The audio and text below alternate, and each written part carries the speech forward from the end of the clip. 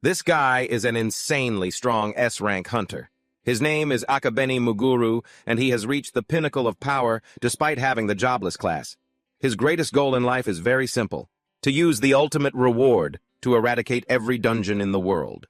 He joined a guild to fight side by side with his comrades, believing it would protect his sister and help him survive this mission. At least that's what we used to think. This world is always cruel to the naive.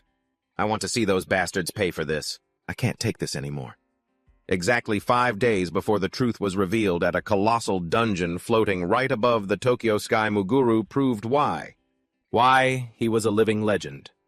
Drawing his sword from a spatial gate, he shot like a lightning bolt toward the giant serpent, using its own momentum to climb onto its body. A monster facing a beast.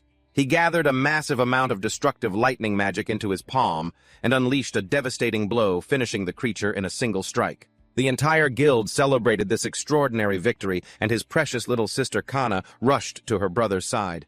The entirety of Muguru's terrifying power stemmed from a blood-soaked vow made 3 years ago. Back then, his parents had sacrificed themselves fighting a pack of wild wolves so he could escape listening to his father's final screams and his mother's tears. He grasped Kana's hand tightly and fled, shouldering the responsibility of protecting his sister at any cost. He ran far, far away, and from that day on, he knew he would never be alone, for he carried the duty of protecting her. That was his reason to fight. And he thanked the guild for their excellent teamwork. They set up camp and began discussing how monsters had stopped appearing on the lower floors. No matter how many times he ate it, the hunter still found their rations bland. However, Muguru looked on the bright side. They were very nutritious. He knew that once they conquered this dungeon, they wouldn't have to live so meagerly anymore when the wars were over. Their wish would become a reality. His wish as a hunter was to wipe out every dungeon in this world forever. The guild members listened intently to his goal. 2 weeks later, the guild finally set foot on the dungeon's highest floor, encountering the boss, a colossal and terrifying red dragon. The whole guild bravely confronted it. As the dragon spewed scorching flames, our heroes led them to tactically surround the monster. The members followed orders and began a coordinated assault. Muguru noticed the dragon had let down its guard and was starting to shed scales, a clear weak point to focus on. He raised his sword, but he was caught off guard by a tail whip from the dragon that sent him flying. His sister ran over and immediately cast healing magic on him. This time, Muguru almost died. He thanked his sister for the healing and ordered the rear guard to focus on the dragon's eyes while the rest continued to attack its neck. After 2 weeks of fierce battle, he finally understood the true meaning of fighting as a team. Muguru, who had never had a comrade he could truly trust, absolutely now saw everyone fighting side by side with him. He had never put his complete faith in anyone other than Kana, but in that moment, he entrusted his very life to them. The fusion of sword and magic, a skill that only someone jobless like him could perform. That was his ultimate weapon. Focusing a massive amount of energy into his lightning-wreathed sword, he charged his ultimate attack and delivered the finishing blow to the dragon's neck. And at last it seemed to be defeated. But just as Muguru believed they had succeeded, and that the world would find peace, a devastating event occurred. A sword pierced through his chest, and Kana, his sister, couldn't stop it in time. Numb with pain, he wondered why this was happening. And the red-bearded man revealed a cruel truth: they had never considered him a friend. In the end, their views were completely opposed, and he had betrayed Muguru. While he wanted to erase all dungeons, the others vehemently opposed it, because they didn't want to lose the status they had worked so hard to build. Leaving Muguru to lie.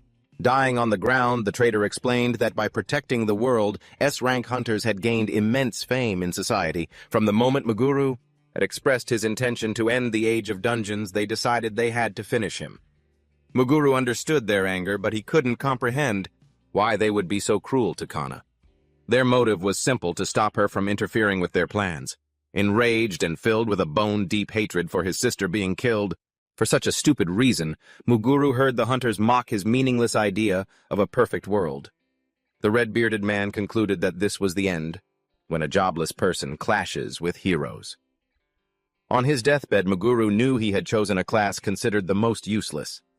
Despite being deemed jobless, he had worked harder than anyone and become incredibly strong. He never imagined he would be mocked in his final moments. Feeling like a fool for trusting his comrades, he swore he would never forgive them for murdering Kana. He promised himself he would personally end every single person who betrayed him. Strangely, all that rage ignited a spark of hope, and then Muguru suddenly woke up. Startled awake in a bed, he wondered if what he'd just experienced was only a dream. Tears streamed down his face. He remembered every detail and was certain it was all real. He realized he was in a hospital when a nurse came in to check on him. To his shock, he realized he had woken up in the body of a young man, named Izumi. The doctor advised him to rest and recover for the next week. He wondered why he was in the hospital and noticed his wounds were all healed. He wondered why things had turned out this way, and why was he living in someone else's body. A weight lifted from his heart when he saw Kana. She called him Muguru, his real name. He broke down overjoyed to have found his sister and to be recognized by her. Kana explained that after they were murdered, they were reincarnated into new bodies hundreds of years in the future.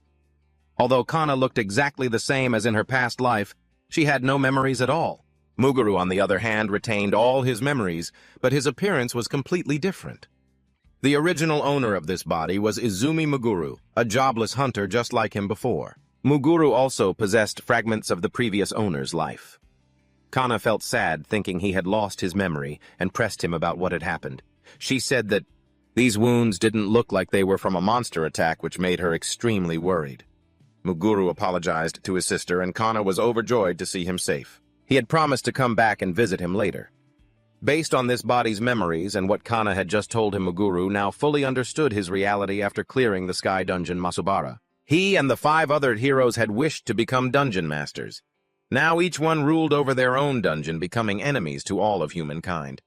Only Muguru and Kana wished for a peaceful world.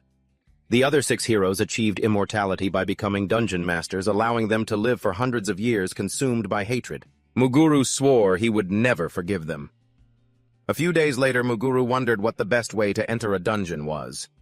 Kana found it ridiculous that her brother wanted to go to a dungeon right after being discharged from the hospital. However, after everything that had happened, he wanted to get stronger as quickly as possible because to take down the 6 traitors who were now dungeon masters, ordinary strength wasn't enough.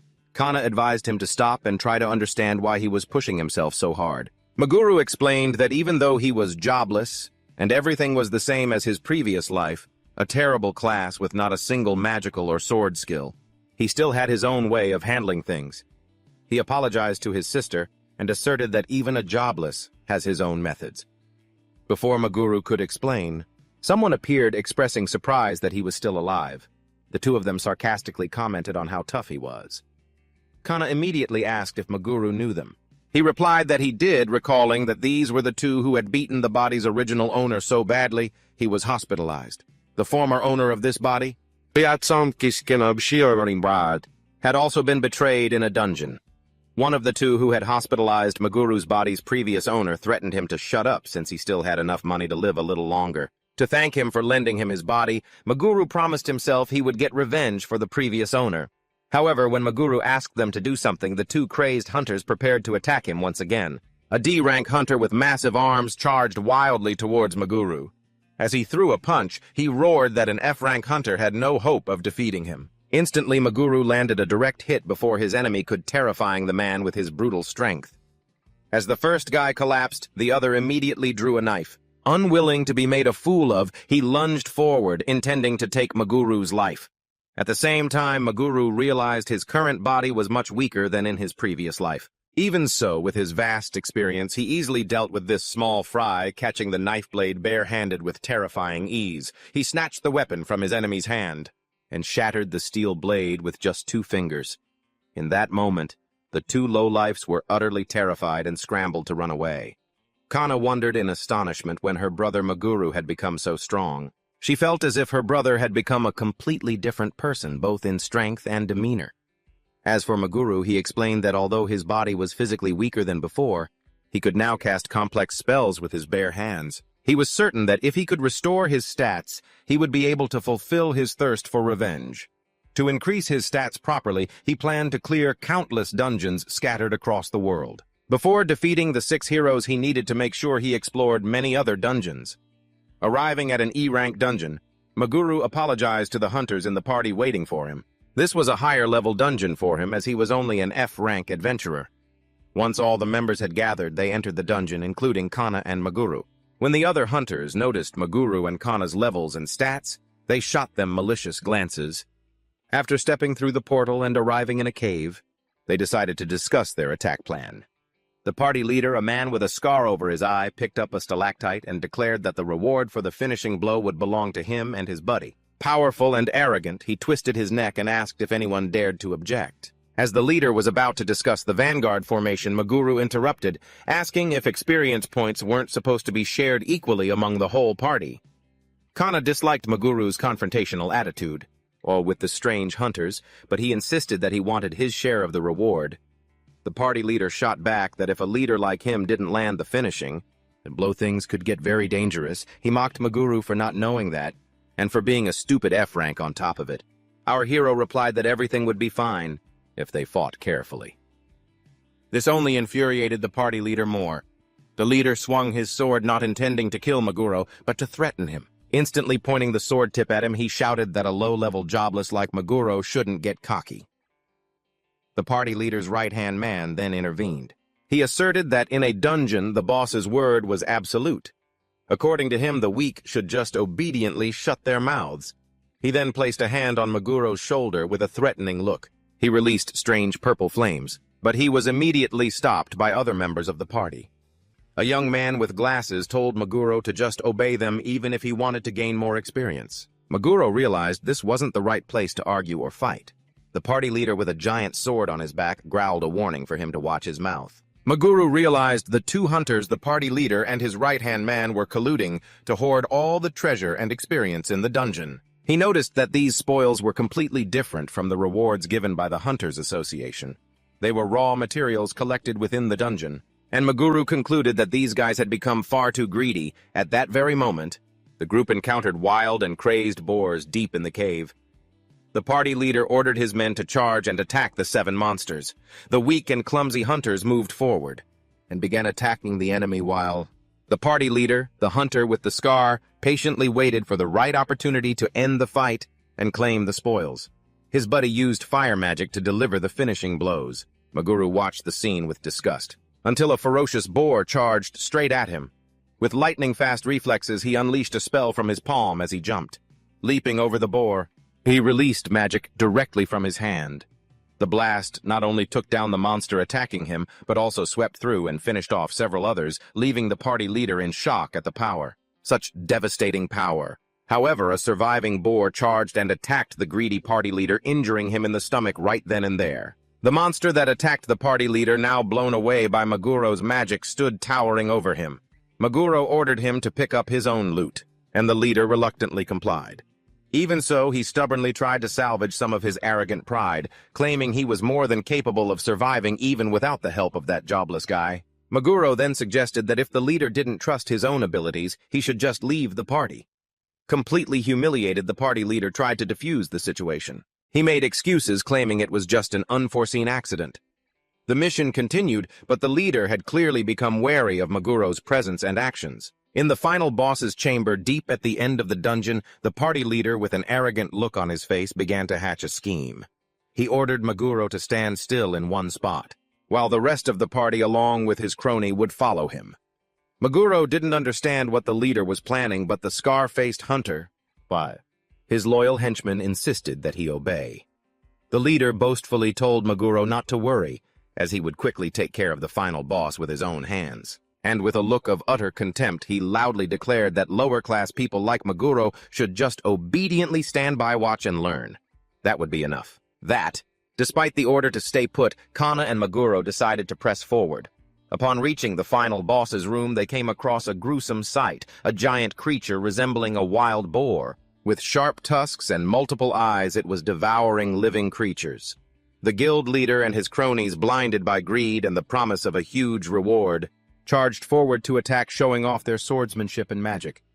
They were trying to prove their strength to the rest of the team, as well as to Maguro and Kana for disobeying their orders. However, their display of power didn't last long. Through the smoke from their fire magic, they realized the monster was completely unharmed. The hideous creature flashed a cruel smile and launched a devastating attack, ripping one of the guild leader's arms clean off, sending him into a state of absolute panic. Next, The boar boss then cast a spell engulfing his crony in flames. Screaming in agony as his entire body was set ablaze, both of them were then snatched up by the monster, about to become its next meal. Paralyzed with terror, they couldn't react, and in an instant they became food for the giant creature. Before he died, the greedy guild leader cried and begged for his life, but it was all for nothing. The entire party watched in horror as the scene unfolded before them. Meguro recalled how the monsters in this dungeon were unusually strong, especially the final boss. It didn't match the guild's classification standards at all, leading him to conclude that this was a disguised dungeon. That would explain the creature's immense power. Without a moment's hesitation, he and Kana prepared for a tough battle. While the other members were panicked with no intention of fighting, Meguro drew his sword and declared that he would take down the monster himself. The other F-rank hunters were stunned as Meguro knew full well that since this was a disguised dungeon, the monster was actually C-rank, not E-rank. He ordered all members to remain silent as he began to charge into battle energy surging through his body as he dashed toward the monster at high speed. Vowing to himself that he would never trust anyone again, Meguro attacked the creature alone. He unleashed a series of lightning-fast sword strikes. After a flurry of slashes, he cast an ice spell from the palm of his hand, striking the hideous boar and dealing significant damage. However, the monster, with its sharp tusks and multiple eyes, began to cast a spell in retaliation. It fired the spell at Meguro, but he dodged it with ease, and he countered with another spell.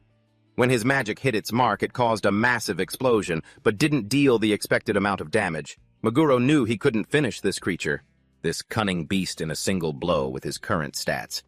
He realized he couldn't win by fighting this way. He dodged another spell and skillfully evaded the boar's tusks. He jumped back to avoid a devastating blow, realizing that he needed to neutralize the creature's mobility. Observing the situation from midair, Meguro swung his sword down hard on the boar's knee, causing it to roar in pain. He immediately dashed to its other knee and delivered another slash, causing the monster to collapse to the ground. After immobilizing the boar, he realized that the spell he had cast earlier had served as a propulsion for his body. He cast the spell towards the ground again, and the force launched him high into the air far above the monster's height, nearly reaching the ceiling of the cave. He channeled magic and shot it straight at the stalactites. Giant shards of ice rained down on the vicious boar's head, crushing the monster and pinning its head deep into its own body. As Meguro struck down the creature, making good on his declaration, the entire party was utterly stunned. A brilliant blue light appeared, and they walked toward its source. In that moment, all of Maguro's stats increased by 5 points. It could be said that experience points are the greatest advantage for someone who is jobless. Kana, his younger sister, realized that her brother was now different from before. Meguro was startled when she vaguely sensed that he was a different person inside that body. She asked him not to lie to her, saying there was no way he could have become so strong in such a short amount of time. Therefore, she was convinced he had always been hiding his true power, and she wondered why he would do such a thing. Our hero, realizing she hadn't yet discovered his deepest secret, patted her on the head and said that he had been secretly training all this time just to protect her. Meguro swore to himself that he would never let the tragedy of his past life repeat itself. He then told them it was time to leave the dungeon and report back to the Hunters Guild. They arrived at the Shizuku branch of the Hunters Guild, where the female receptionist couldn't believe that a C-rank dungeon boss had been defeated by someone who was jobless, especially when that same boss had already wiped out 2 D-rank adventurers. However, Kana insisted that she had seen the whole thing with her own eyes. The receptionist thought the story was ridiculous, implying that the 2 adventurers had probably been backstabbed after they had already defeated the boss. He realized that the idea of a jobless person single-handedly defeating the association wouldn't take kindly to a boss monster, and Kana shouted that they would never do such a thing, and she demanded they re-verify the story. Izumi Meguro explained that the hunters had lost their lives because they'd let their guard down for just a second inside the dungeon. He bluntly stated that the secretaries were disrespecting the 2's deaths. Ashamed, the secretaries immediately apologized, saying they didn't mean it that way. Meguro then challenged them to consider how much effort the hunters had put in to take down the monster if they still doubted his words. Afterward, Izumi Meguro left the building and coincidentally ran into the Hunters Association's branch chief. The branch chief stared at the young man with a peculiar look.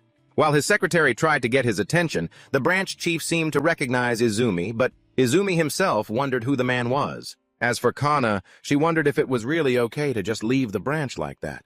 But Izumi didn't care about taking credit for what he'd done. In that moment, Kana realized he was still the same Izumi Meguro from the old days, bringing back memories of when the two were next-door neighbors. Later, while lying in bed, Izumi fumbled with a modern smartphone and realized just how much technology had advanced since his time. Suddenly, he received an urgent news alert: Masabara was coming to Japan. Remembering the man's face, the rage inside Izumi boiled over, though he was also strangely eager at the thought of their upcoming reunion. Meanwhile, in China, Masabara received news that the other dungeon masters were stagnating after hundreds of years. He felt his time had finally come. His worried butler advised him to be extremely cautious before leaving. But Masabara, brimming with overconfidence, assured him that nothing would happen. Masabara, one of the 6 heroes, then reassured his butler that he would take care of everything. During his absence hundreds of years ago, Masabara had become the master of an S-rank dungeon and used its power to conquer all of China. Now, to continue expanding his territory, he needed to take Japan before the other heroes defeated him and stole what was his. Once seated in his car, he ordered his troops to assemble immediately, and he threatened his subordinate, telling him not to screw things up. Back at the Hunters Association, Izumi Meguro was trying to recruit new members but was facing immense difficulty. His F-rank and unemployed status were major obstacles to recruitment. As an adventurer, he had no choice but to clear dungeons to build his reputation. And to find a dungeon, no matter how difficult, he first needed to get out of F-rank. Kana then asked him how he was supposed to rank up if he couldn't take on dungeon-clearing missions. While his sister was complaining about this hypocrisy, the branch chief suddenly appeared. Hearing their complaints, the branch chief showed his understanding, and he apologized for his staff's rudeness. He then informed Izumi that he could take a special test to rank up. He explained that once a month, a hunter skill evaluation test was held in the underground facility to help hunters rank up more easily if they passed. Although it was an extremely difficult test, he still advised Meguro to give it a try because if he failed, he could either retake it or meet the normal requirements to rank up. Realizing that even with a very low pass rate there was no harm in trying, Izumi decided to agree. His staff member then wondered why he had suggested that particular special test, especially since no one had ever passed it before. In response, the branch chief declared that Izumi Meguro might just be the first person to pass this test. 3 days later, Izumi Meguro, along with other hunters, entered the association's underground facility. The test seemed simple: defeat the monsters that would appear in the room. These monsters were created from the magical energy of a dungeon's magic stone. They could feel pain when hit, but wouldn't die even from a fatal blow. If the hunters defeated them, the monster would turn to dust and disappear. After finishing the explanation, the instructor asked who wanted to go first. Just then, a knight in full plate armor stepped up to be the first. As he approached the magic stone, a giant green snake burst out from it. The knight let out a loud cry and swung his sword, unleashing a powerful blow, brimming with confidence in his victory. However, the monster's scales were too hard for his sword to penetrate. Then, in a flash, the giant snake lunged forward and slammed the knight hard against the wall. The other hunters were stunned by the defeat of one of the strongest warriors there. They thought it was impossible to win, because this was an A-rank monster. Right after, the instructor spoke up, asking if there were any other candidates, and Izumi Meguro raised his hand to the astonishment of all the adventurers and his sister Kana. He confidently strode into the arena, weapon in hand.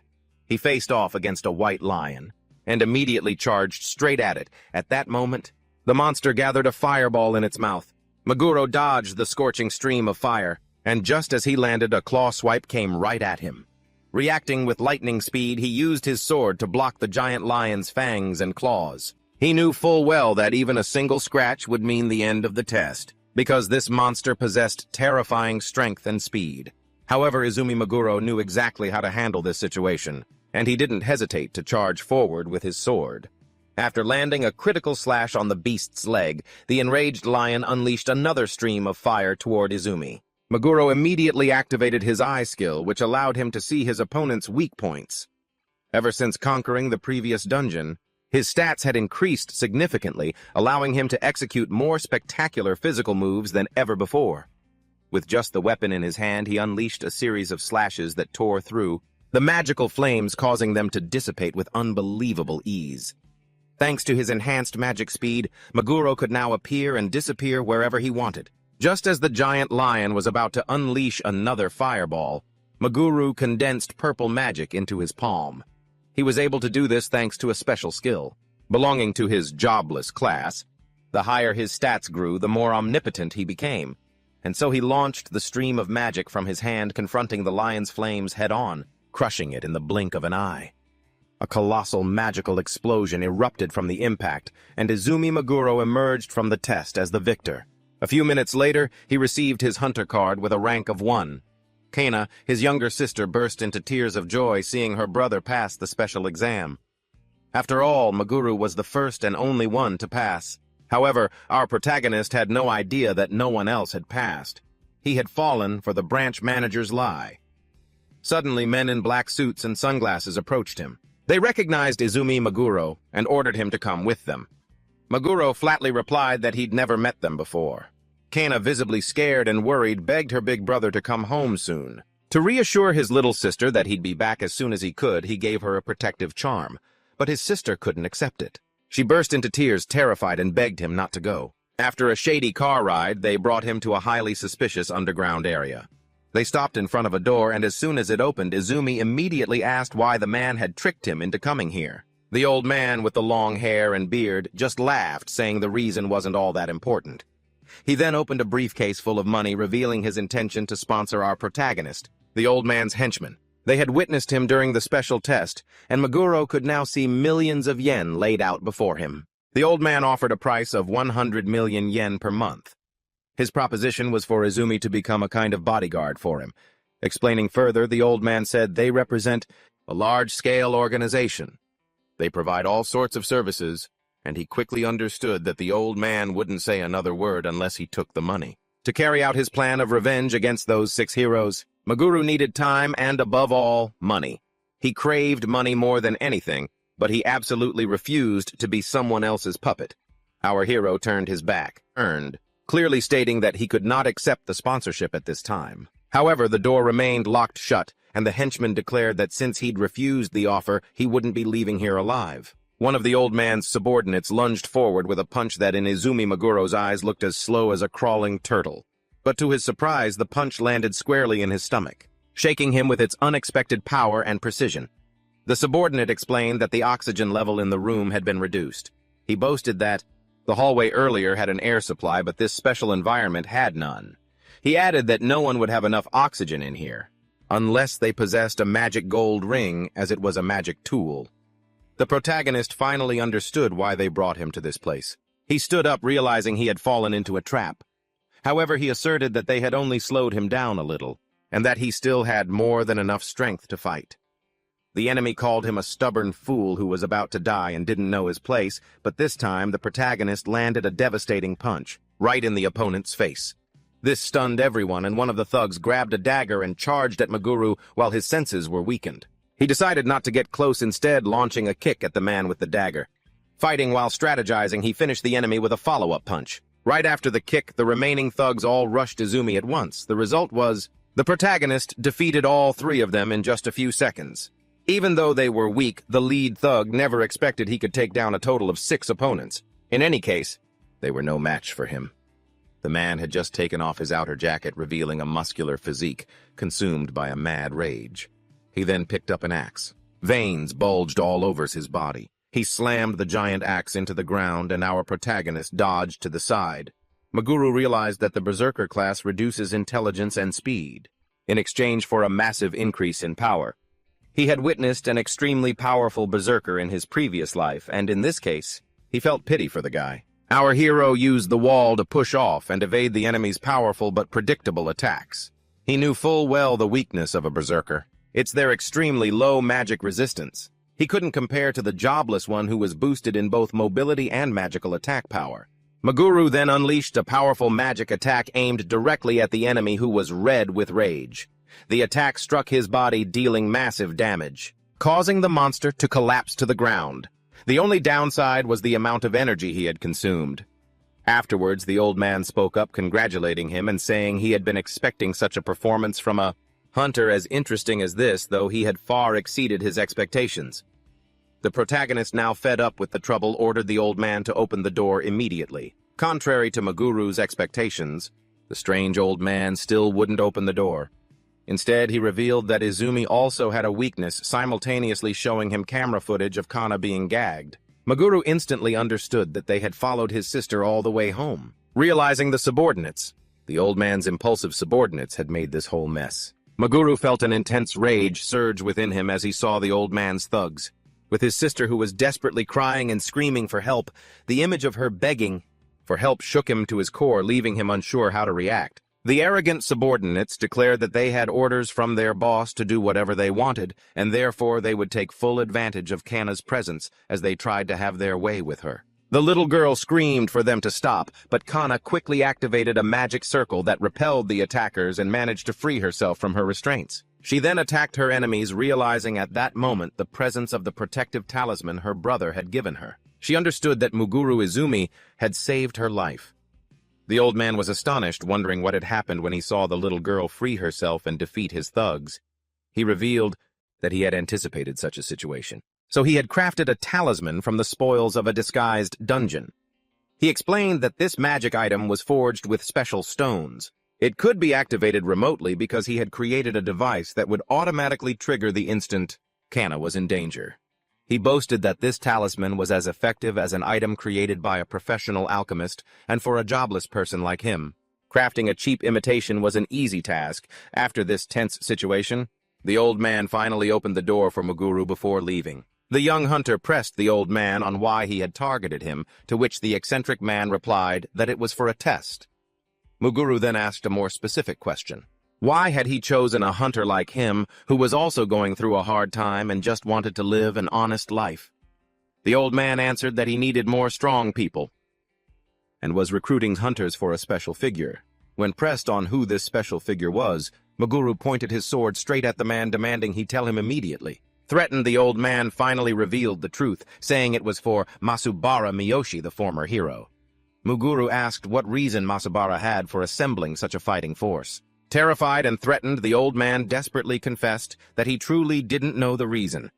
At that moment, Meguru understood the situation and gave the old man an order to never bother him or Kana again, to make sure the old man remembered his lesson. He left a small cut on the man's face before turning and walking through the door. As soon as he got home, Meguru, extremely worried, asked Kana if she was okay. The little girl hugged her brother tightly, assuring him she wasn't hurt. In turn, Meguru apologized for leaving her home alone, having to entrust her safety to the talisman. Kana asked him if he was going to report this to the police. However, Meguru explained that once Masubara got involved, the police would be powerless. The girl was stunned to learn that one of the 6 famous heroes was involved in this. Her brother then told Kana to pack her things because they would have to move. It would be too dangerous for her to live alone. He insisted that they had to move immediately, and until they found a new place, she could stay with him. Kana felt flustered by the situation, but on the other hand, she mentioned that he had a double bed. Meguru casually reassured her that it wasn't a problem for his sister to stay over since he cared deeply for Kana, and that it was only natural for family to live together. The girl readily accepted his offer to stay with him. Meanwhile, at the base where the old man was, the former hero Masubara Mizuki became enraged upon seeing that his henchmen had been defeated. The old man knelt down, apologizing for his failure to recruit the hunter. Masubara was furious about the failure. He grabbed the old man's hair and demanded information about the hunter. The old man revealed that his name was Izumi Meguru and that he was a nobody. However, upon hearing the name, the former hero seemed to remember something and threw the old man, causing him to fall to the floor. Masubara, also known as the Dungeon Lord, remembered hearing about Meguru, that he was ridiculously strong and from the jobless class. He knew that normally he would take care of this himself, but this time, he decided to investigate Meguru, thoroughly determined to find out everything about him by any means necessary. The next day, Kana woke up in the double bed beside Meguru. She tried to wake him, but seeing he was still asleep, she put on her shoes and went outside. The moment she opened the door, she noticed a strange purple magical energy floating in the air. Meguru woke up, and upon seeing the magical energy, he couldn't believe that a dungeon gate could appear right here. Judging by the energy intensity, this was probably a C-rank dungeon. He told Kana to wait in the room until he got back, but she refused, saying he couldn't go alone. Seeing Kana's firm insistence on going with him, Meguru relented, and the two of them entered the dungeon. A while later, they had defeated the creatures inside. However, Kana realized that she hadn't been any help at all. Muguru then asked her to use Abyss Magic, a legendary skill capable of lowering all of a target's stats. Lacking confidence, Kana said she could never use such powerful magic. After all, the only hero who could manipulate the Abyss was the legendary Kana, from hundreds of years ago, a legendary brave priestess. Kana, on the other hand, was just an ordinary priest, and the gap between them seemed impossible to bridge. However, seeing that his sister had lost her memories, Izumi was certain he could help her restore them. Suddenly, a dog-like monster appeared, taking them by surprise. As it appeared, Izumi declared that there were others besides the Kana of old who could use that power. He quickly used a spell to bind the monster and finished it off with a precise kick. Afterwards, he explained to his sister that the greatest advantage of the jobless class was the freedom to do a bit of everything, even if they were just weaker versions of the original heroine's skills.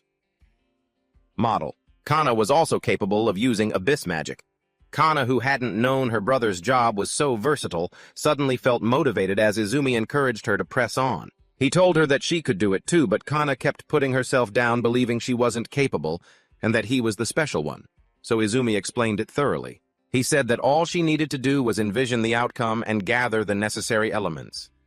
Once a technique is engraved upon the soul, it's not easily lost. He insisted that she had already mastered the basics. She just needed to try and believe in herself, suggesting that perhaps she didn't need to create a complex spell, but just chain simple ones together. Just as Izumi warned his sister that some wild dogs were approaching, Kana opened her eyes, focused intently, and cast Abyss Magic, a blue orb of energy. Trapped the three dogs, and she could hardly believe that she'd actually succeeded. Izumi congratulated her and took the opportunity. He offered to teach her enhancement and adjustment magic. Kana thought the idea was crazy since these spells were notoriously difficult, but she decided to try anyway. Just then, the dungeon boss, a giant dog, appeared. It lunged to attack, but Izumi nimbly dodged to the side. The second spell Kana learned from Izumi was enhancement. It was similar to Abyss Magic, but increased stats instead of decreasing them. She cast it on Izumi. He immediately moved faster, his entire body enveloped in a brilliant light. Approaching the giant dog, Izumi placed his hand on the ground and cast a fire spell. Flames began to erupt, incinerating the monster and defeating it in an instant. Kana then realized she could be useful to Izumi and that the two of them made a great team. The jobless boy was also surprised at how much easier the battle was than he had imagined. It was all thanks to her help. The only thing that bothered him was that Kana's stats should have increased after conquering the dungeon, but that didn't happen. Suddenly, a surge of energy appeared before them, looking like a portal, and also an exit. Kana had never seen anything like it. But Izumi quickly deduced that this might be a double dungeon, an extremely rare phenomenon where one dungeon is located inside another. He explained that the magical energy in the second dungeon was denser, so the monsters would be much stronger. It was likely a B-rank dungeon, and if they couldn't clear it, they wouldn't receive any rewards at all. However, Kana saw a B-rank dungeon as a devastating natural disaster on par with a meteor. She felt the situation was too dangerous even for Izumi and urged him to leave. But Izumi was completely confident in Kana's support spells and was certain they were strong enough to take on this second dungeon. So Izumi stepped into the newly appeared portal, but something unexpected happened. A deep chasm opened up between them, making Izumi extremely worried for Kana. He tried to reach for her as giant rocks came crashing down around them. He screamed in despair, fearing Kana had been buried and crushed by the rubble. He began frantically punching at the giant rocks, determined to save his sister. Amidst the messy pile of rock and dirt, he found Kana still alive and crying for help. Despite being pinned by a few rocks, she was conscious, and Izumi quickly pulled her out. Kana recounted that she survived thanks to the enhancement magic he had taught her, even though the experience was utterly terrifying. After a relieved hug, Izumi was overjoyed that he had taught her. The stat-boosting spell had ultimately saved her life. He found the sudden cave-in very strange and suspected it was caused by someone's magic. Anxiously, he wondered if someone else was watching them in this dungeon. Although he thought it was impossible, they both stepped through the gate into the second dungeon. Just as he predicted, this dungeon was much tougher than the last one. Izumi was silently grateful that he had taught Kana those spells, because thanks to her, his stats had increased significantly. Even so, he knew he still hadn't reached the level necessary to get revenge on those heroes. Kana noticed he seemed worried about something, but Izumi lied, saying he was just excited about the rewards they would get after clearing this place. They then headed straight for the boss room, which he believed would be easy to clear as long as they were together. Finally, upon opening the boss room door, they came face to face with a three-headed dog, Cerberus. The ferocious three-headed dog lunged forward, ready to unleash deadly magic attacks. Izumi Meguro, our hero, asked Kana to cast a protection spell on him. She immediately cast 2 spells on him, and he charged straight towards the monstrous dog. Dodging the first attack, Meguro leaped onto the giant Cerberus and stood right in front of its 3 heads. He was nearly hit by its giant claws, but jumped back and dodged at the last second. As expected of a B-rank boss, the creature managed to leave a scratch on his face. Despite recognizing the enemy's strength, Meguro didn't give up and continued to evade its attacks. He thought to himself that even the toughest-skinned wolves must have a weak point like their throat. Meguro pulled out a dagger and threw it, but the creature bit down and shattered his weapon. Realizing Cerberus's incredibly fast reflexes, he concluded that he needed to move even faster than the monster. Although he acknowledged the enemy's overwhelming power, Izumi knew he could defeat it thanks to Kana's support spells. He recalled that anyone who wanted to become a hunter had to master one of the natural elements, or light and darkness. However, with his jobless class, he possessed the rare ability to use all elements. Channeling magic and all the elements into his body, Meguro dashed towards Cerberus, easily dodging its attacks. Through friction, he combined earth and wind magic to create plasma energy, preparing to attack the monster. He unleashed 2 powerful slashes of plasma, enveloping and slicing off all 3 of Cerberus's heads with a single blow. He had defeated the dungeon boss, causing it to collapse and be completely annihilated on the spot.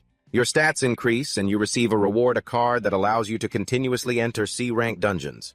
Izumi Meguro says he only has minor scratches while secretly hiding the card, so that Kana won't see it. Right behind him, a hidden figure has been observing the entire battle and concludes that Izumi Meguro is much stronger than he had imagined. This man is a mercenary reporting to Masubara, the one who hired him to investigate the kid. He reports that Meguro is incredibly talented, able to clear a dungeon all by himself. Created by a jobless former hero, someone with a normal class would never have the skills to survive and leave a place like that. The mercenary assesses that Meguro seems very experienced, proving he's been through countless hardships despite his young age. He is absolutely certain that this kid is fully capable of ranking up to A rank. However, he has one very clear weakness if Masubara knows how to exploit it. Meguro will become weaker than even an E-rank hunter. The Dungeon Master realizes that the decision to investigate the main character was an incredibly wise move. Afterwards, the mercenary receives a briefcase containing far more money than originally agreed upon, serving as payment for the completed mission, as well as an advance for the next job. He knows they're paying him to eliminate Meguro, and considers it a simple matter because he is the great A-rank Saito. Masubara hands the mercenary a legendary sword. He ponders for a moment, then takes it. In the end, he accepts the mission and the sword with a wicked smile. Meanwhile, at home, Izumi Meguro has never seen a dungeon ticket before. He wonders how this magical item works, the thing he still hasn't shown his little sister. In his current state, a C-rank dungeon should be incredibly easy. He focuses his magic and activates the item to see how it works. Instantly, he's teleported to an island, a dungeon he's never seen before. Moreover, there's no exit in sight, and he won't be able to leave until he defeats the boss. A message appears announcing that the first daily quest has begun with a total of 100 monsters. Meguro is shocked to see a horde of monsters rushing toward him. He knows this fight is going to take a lot of energy. He begins to wipe out the monsters on the island, including some giant crabs. In just a moment, he has eliminated the required number of monsters and completed the daily quest. However, just as he's exhausted, a new greater danger emerges from underground. The ground cracks open to reveal a monster far stronger than the previous enemies. A giant lobster with a hard shell on its back. It's clearly the boss, but in the end, it's just a C-rank boss. With his current strength, it's not difficult to deal with. Unleashing an extremely powerful fire magic, Meguro launches it like a violent storm, blowing the lobster away. The reward is another dungeon ticket, and a potion that fully restores his health. Unlike other places that would increase his stats upon clearing, he takes the potion and his body begins to dissolve into countless particles of light as he leaves. Returning home where Kana is still sound asleep, completely unaware her brother was ever gone. Furthermore, this dungeon ticket didn't disappear after use. At the same time, at the Hunter Association, everyone is astonished by Meguro's appearance, though he doesn't understand why either. Kana explains that he is classless, but passed a special test. Everyone finds this incredibly interesting, something the main character hadn't expected at all. The two siblings are given a special mission: find Saito and enter a dungeon. Saito has been looking for Meguro, and the receptionist guesses that he attracted attention during the test. Our hero accepts the mission because Saito wanted to speak with him. A while later, Izumi Meguro meets Saito, who greets him and acknowledges his strength. The other two party members are just there to meet the quota for the reward, so they play a minor role. On the other hand, Meguro and Saito fight side by side against the monsters in the dungeon. During the fight, Meguro exclaims that Saito is the second highest ranked person, just behind the 6 heroes. At that very moment, a lizard monster tries to attack him, but it's instantly incinerated by our hero. Saito observes the scene. He realizes Meguro's power, confirming the rumors about him. Now that he's seen it with his own eyes, he fully understands the boy's strength, a sinister look on his face. Saito thinks to himself, someone this strong could surely clear this dungeon all by himself. After that, he informs Meguro that he and the others will handle collecting all the loot so as not to attract attention.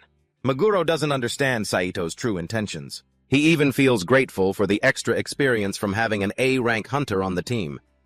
While continuing to kill dungeon monsters, Meguro asks Saito why he wanted him and the team. The high-rank hunter gives an unpredictable smile, draws a special sword, and in a flash lunges straight at the main character, betraying Meguro.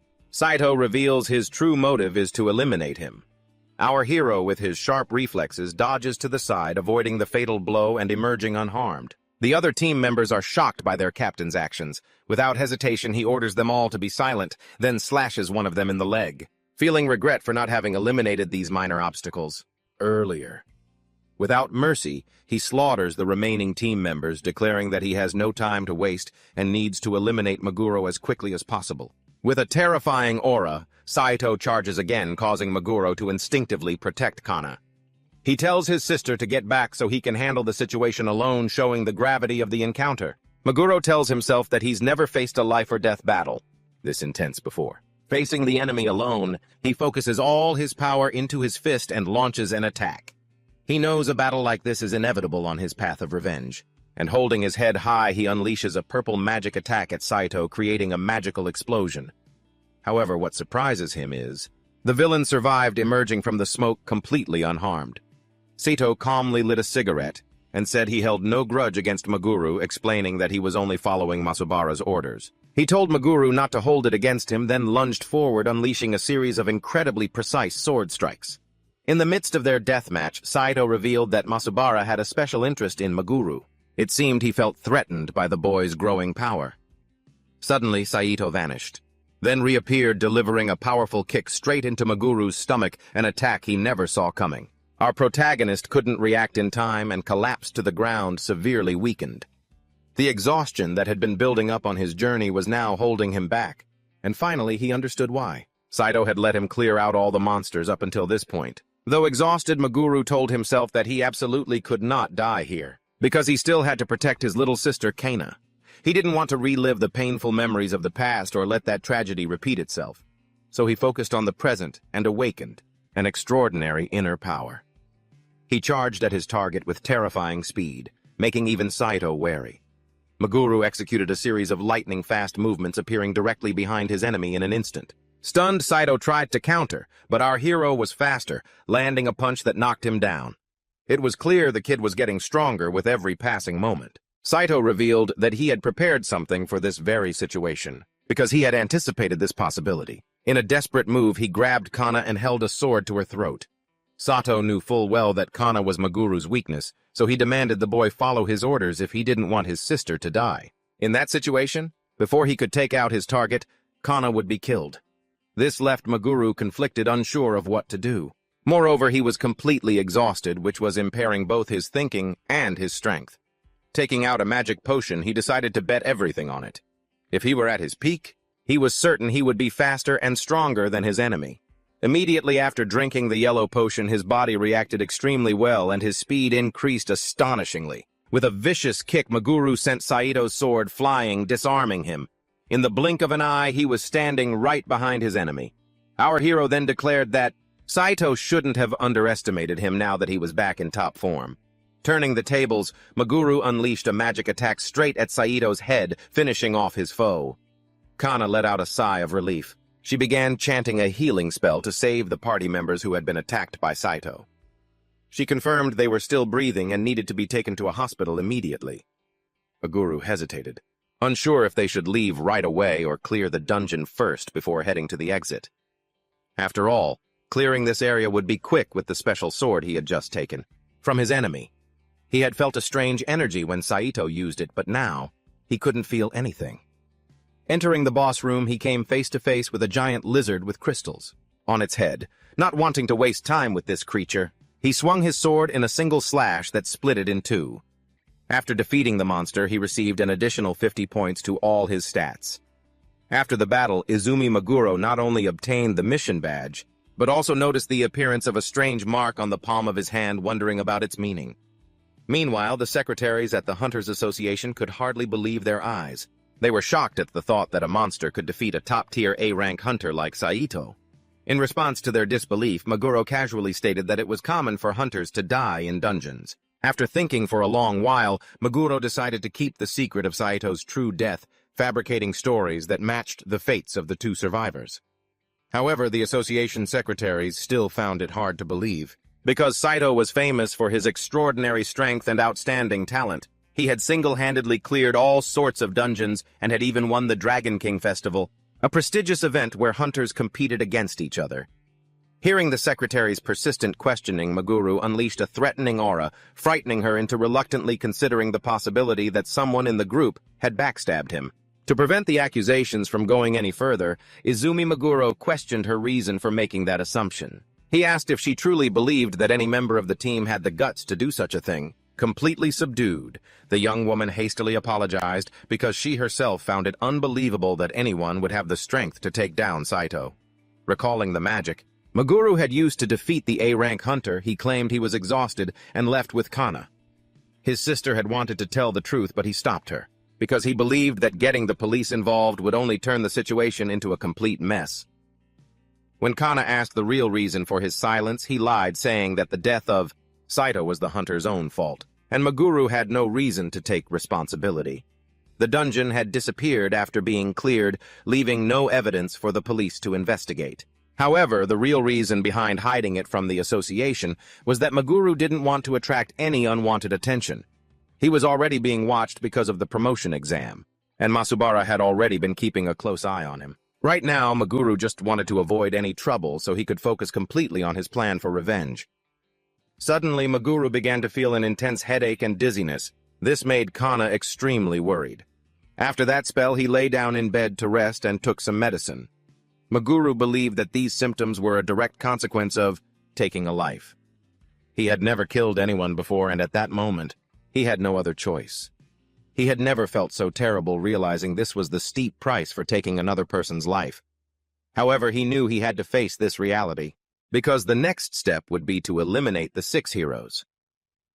Shortly after, Kana brought in a bowl of soup for him to eat since Maguru couldn't take his medicine on an empty stomach. He thanked his sister and ate the soup, which helped him recover.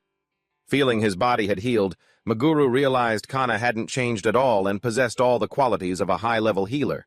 He guessed that she must have subconsciously cast some kind of healing magic. As he ate the soup she'd quickly prepared, the little girl realized her brother was tormented by having killed Saito, so she comforted him, saying he was just protecting everyone, and that it wasn't his fault, so he shouldn't worry so much. Maguru didn't want to burden his sister, but Kana's support was incredibly important to him right then. Kana noticed the mark on Maguru's palm, which he explained had appeared on its own. Suddenly, he felt that the mark seemed fainter than the last time he'd seen it. Meanwhile, Masubara felt guilty for dragging Saito into this situation. After all, he was his capable right-hand man. Thanks to Saito, Masubara had been able to build a solid foundation in Japan, surpassing the other heroes. Of all the mercenaries available for hire in Japan, Saito was undoubtedly the strongest. The fact that some brat named Izumi Maguro could kill him made Masubara question his true identity. He didn't care who Maguro really was. He just knew he couldn't let him be because he was a genuine threat. Masubara also considered the possibility that Saito had revealed to Maguru that he was the one behind everything. Before the situation could get any worse, Masubara decided he would eliminate the protagonist, just as he had done to that person hundreds of years ago. At the same time, Maguru woke up and noticed the mark on his hand had vanished, which left him completely bewildered. Kana also woke up and asked if he was feeling any better. Maguru immediately replied that he was fine. Knowing that Kana wasn't experienced enough to protect herself, Maguru wondered if he should take her with him today. Picking up a dungeon ticket, he told his sister to follow him for a moment, surprising her with this sudden change. She asked what was going on when her brother invited her into a dungeon. She thought he was still too sick to fight the very next day, but Maguru explained that the one fighting, and wouldn't be him but her. The two of them were teleported inside, and Maguru began training his sister so she could survive on her own. She had to face countless difficulties. To stay alive, and after a long, grueling day of magic training, she felt exhausted. However, Kana managed to complete the system's daily quest. The dungeon rewarded her with a charm that prevents instant death and a B-rank dungeon ticket. Seeing the two rewards Kana received, Maguru was incredibly excited, especially about the charm. It could instantly nullify a fatal attack. Maguru was certain this item would be extremely useful in the future. Shortly after, when Maguru and Kana returned to the Hunters Guild, they were informed that the branch manager wanted to speak with them. Without beating around the bush, he revealed he knew Maguru had eliminated Saito, an A-rank hunter. The branch manager concluded that a monster from a dungeon couldn't possibly have killed Saito, and with many dark rumors spreading about what really happened to him, he came to suspect the protagonist. However, the branch manager didn't believe Maguru had set a trap for Saito. On the contrary, he believed Saito was the one who attacked first. Furthermore, this situation showed that Maguru was strong enough, possessing a formidable talent that could bridge any difference in rank. In response, Kana chimed in, insisting the branch manager was exaggerating because Maguru was just a low-level jobless person and couldn't possibly have done something so astounding. However, the branch manager revealed he'd heard stories of a jobless hero who existed hundreds of years ago, and he suspected Maguru was the reincarnation of that person. Even so, he also mused that it wouldn't be strange if another jobless person with such terrifying power appeared. Maguru realized how shrewd the branch manager was. It seemed he didn't care at all whether Saito had been killed or not. If Maguru was truly strong enough to accomplish such a feat, he wanted to make a special request. The mission in question was in an area under the jurisdiction of the Siberian Hunters Guild. The request was for Maguru to help the neighboring guild conquer a newly appeared dungeon. Currently, the highest level dungeons are A rank, and the local guild was gathering its strongest hunters to deal with it. However, they were still very apprehensive and had specifically requested Maguru to join the team. Kana was also part of the mission. She was happy to be on the main team, especially since so many people would be participating in that A-rank dungeon mission. Maguru reassured Kana that she would be fine. Afterward, the two of them apologized to the other team members who were waiting. A group of 3 girls welcomed the new reinforcements. The knight Nozomi Sakuragi expressed her opinion that they should have handled the situation themselves, considering the guild's intervention unnecessary. However, the mage Mihara and the warrior Umichi disagreed with her. They seemed quite pleased with the arrival of reinforcements. Nozomi then told them not to get in her way and meticulously asked about each person's rank and hunter class. Kana replied that she was a D-rank cleric, while Maguru revealed he was also just a D-rank with no job. Realizing they were both low-ranked, the knight declared that they could rely on her skills. She added that Maguru's jobless class would be useless no matter how good his skills were. Stepping closer to Maguru, Nozomi warned that if he slacked off in the dungeon, he would be eliminated. However, the mage Mihara thought Nozomi had gone too far with her advice, which sounded more like a threat. Faced with this tense situation, Kana immediately stood close to Maguru. As for the knight Nozomi, she knew that overestimating one's own abilities could lead to a tragic end. And if that happened, the pain would fall not only on the person involved, but also on those who care about them. It was for this very reason that Nozomi spoke up, expressing her concern for the protagonist's life. Maguru and Kana also sensed a storm was brewing, a sign that the situation was about to get very bad. Our hero then spoke words of reassurance to Kana, encouraging her to keep moving forward.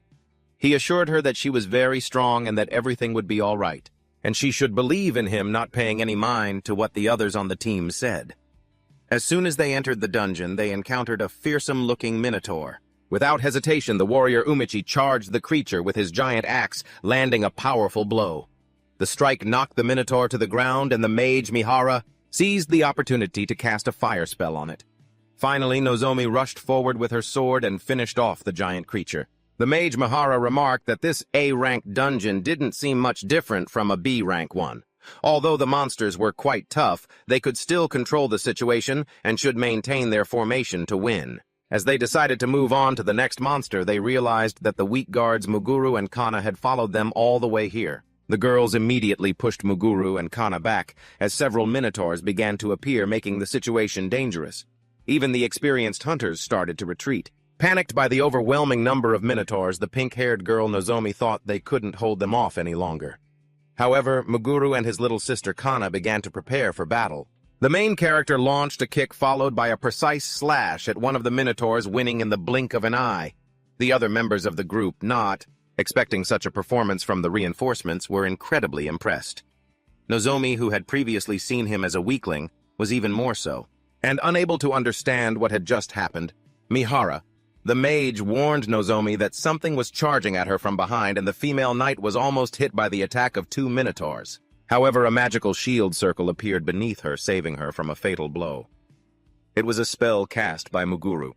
After being saved and left unharmed, Nozomi finally realized Muguru's true power. The female knight then apologized for her earlier words, admitting she had misjudged them both just because of their class and rank. However, Kana wasn't really bothered by the apology, because to her being a hunter means constantly teetering between life and death. To Muguru, Nozomi's attempt to push them away also stemmed from her own kindness. Nozomi suddenly became shy upon hearing him mention her kindness. It had been many years since someone had praised her. The team was now more united. They decided to press on, always watching their backs and working together to find a way out of the dungeon. 2 hours later, thanks to Kana's support charms, the knight Nozomi had become much stronger and had defeated a horde of monsters. Nozomi watched the two siblings, beginning to wonder who they really were and what their relationship was like. The group had been fighting for a long time, and to everyone's surprise, they still hadn't reached the final boss room, which they found very strange. They began to suspect that this rejection dungeon operated on a very strange and complex mechanism. Nozomi, the female knight, pondered that perhaps this difficulty was because it was their first time facing an A-rank dungeon. However, the protagonist Muguru pointed to a mark he had carved on the wall, a method to keep them from getting lost. It was only then that everyone suddenly realized they had been going in circles, constantly passing through identical places. Muguru found it very strange, because he hadn't noticed any branching paths. He quickly understood the situation and decided to find a solution. Placing his hand on the wall, Muguru felt a slight vibration and discovered a secret passage. Astonished, Nozomi asked how he found that hidden passage, when no one else had noticed. Muguru explained that many high-level dungeons have this type of trap. It's a type of barrier that's impossible to pass without knowing how to solve the mystery. You can't reach the final boss if the puzzle hasn't been solved. His curious teammates asked how he knew so much, even though this was the first dungeon he'd ever entered. He replied that it was obvious because in his previous life he had endured countless hardships clearing similar dungeons. This experience helped him hone a sophisticated detection skill using his mana to sense which parts of the wall were hollow. But to the group he just brushed it off, saying he had read about it in a book a long time ago. Nozomi then declared that she would be on the front line, taking on the defensive role against the boss. As for Hikari, she would stay in the back to protect Kana, even though an A-rank boss would surely be stronger than what the group anticipated. But Muguru already had a plan in mind. The female knight asked if he was ready, and as soon as he nodded, they entered the dungeon ready for battle.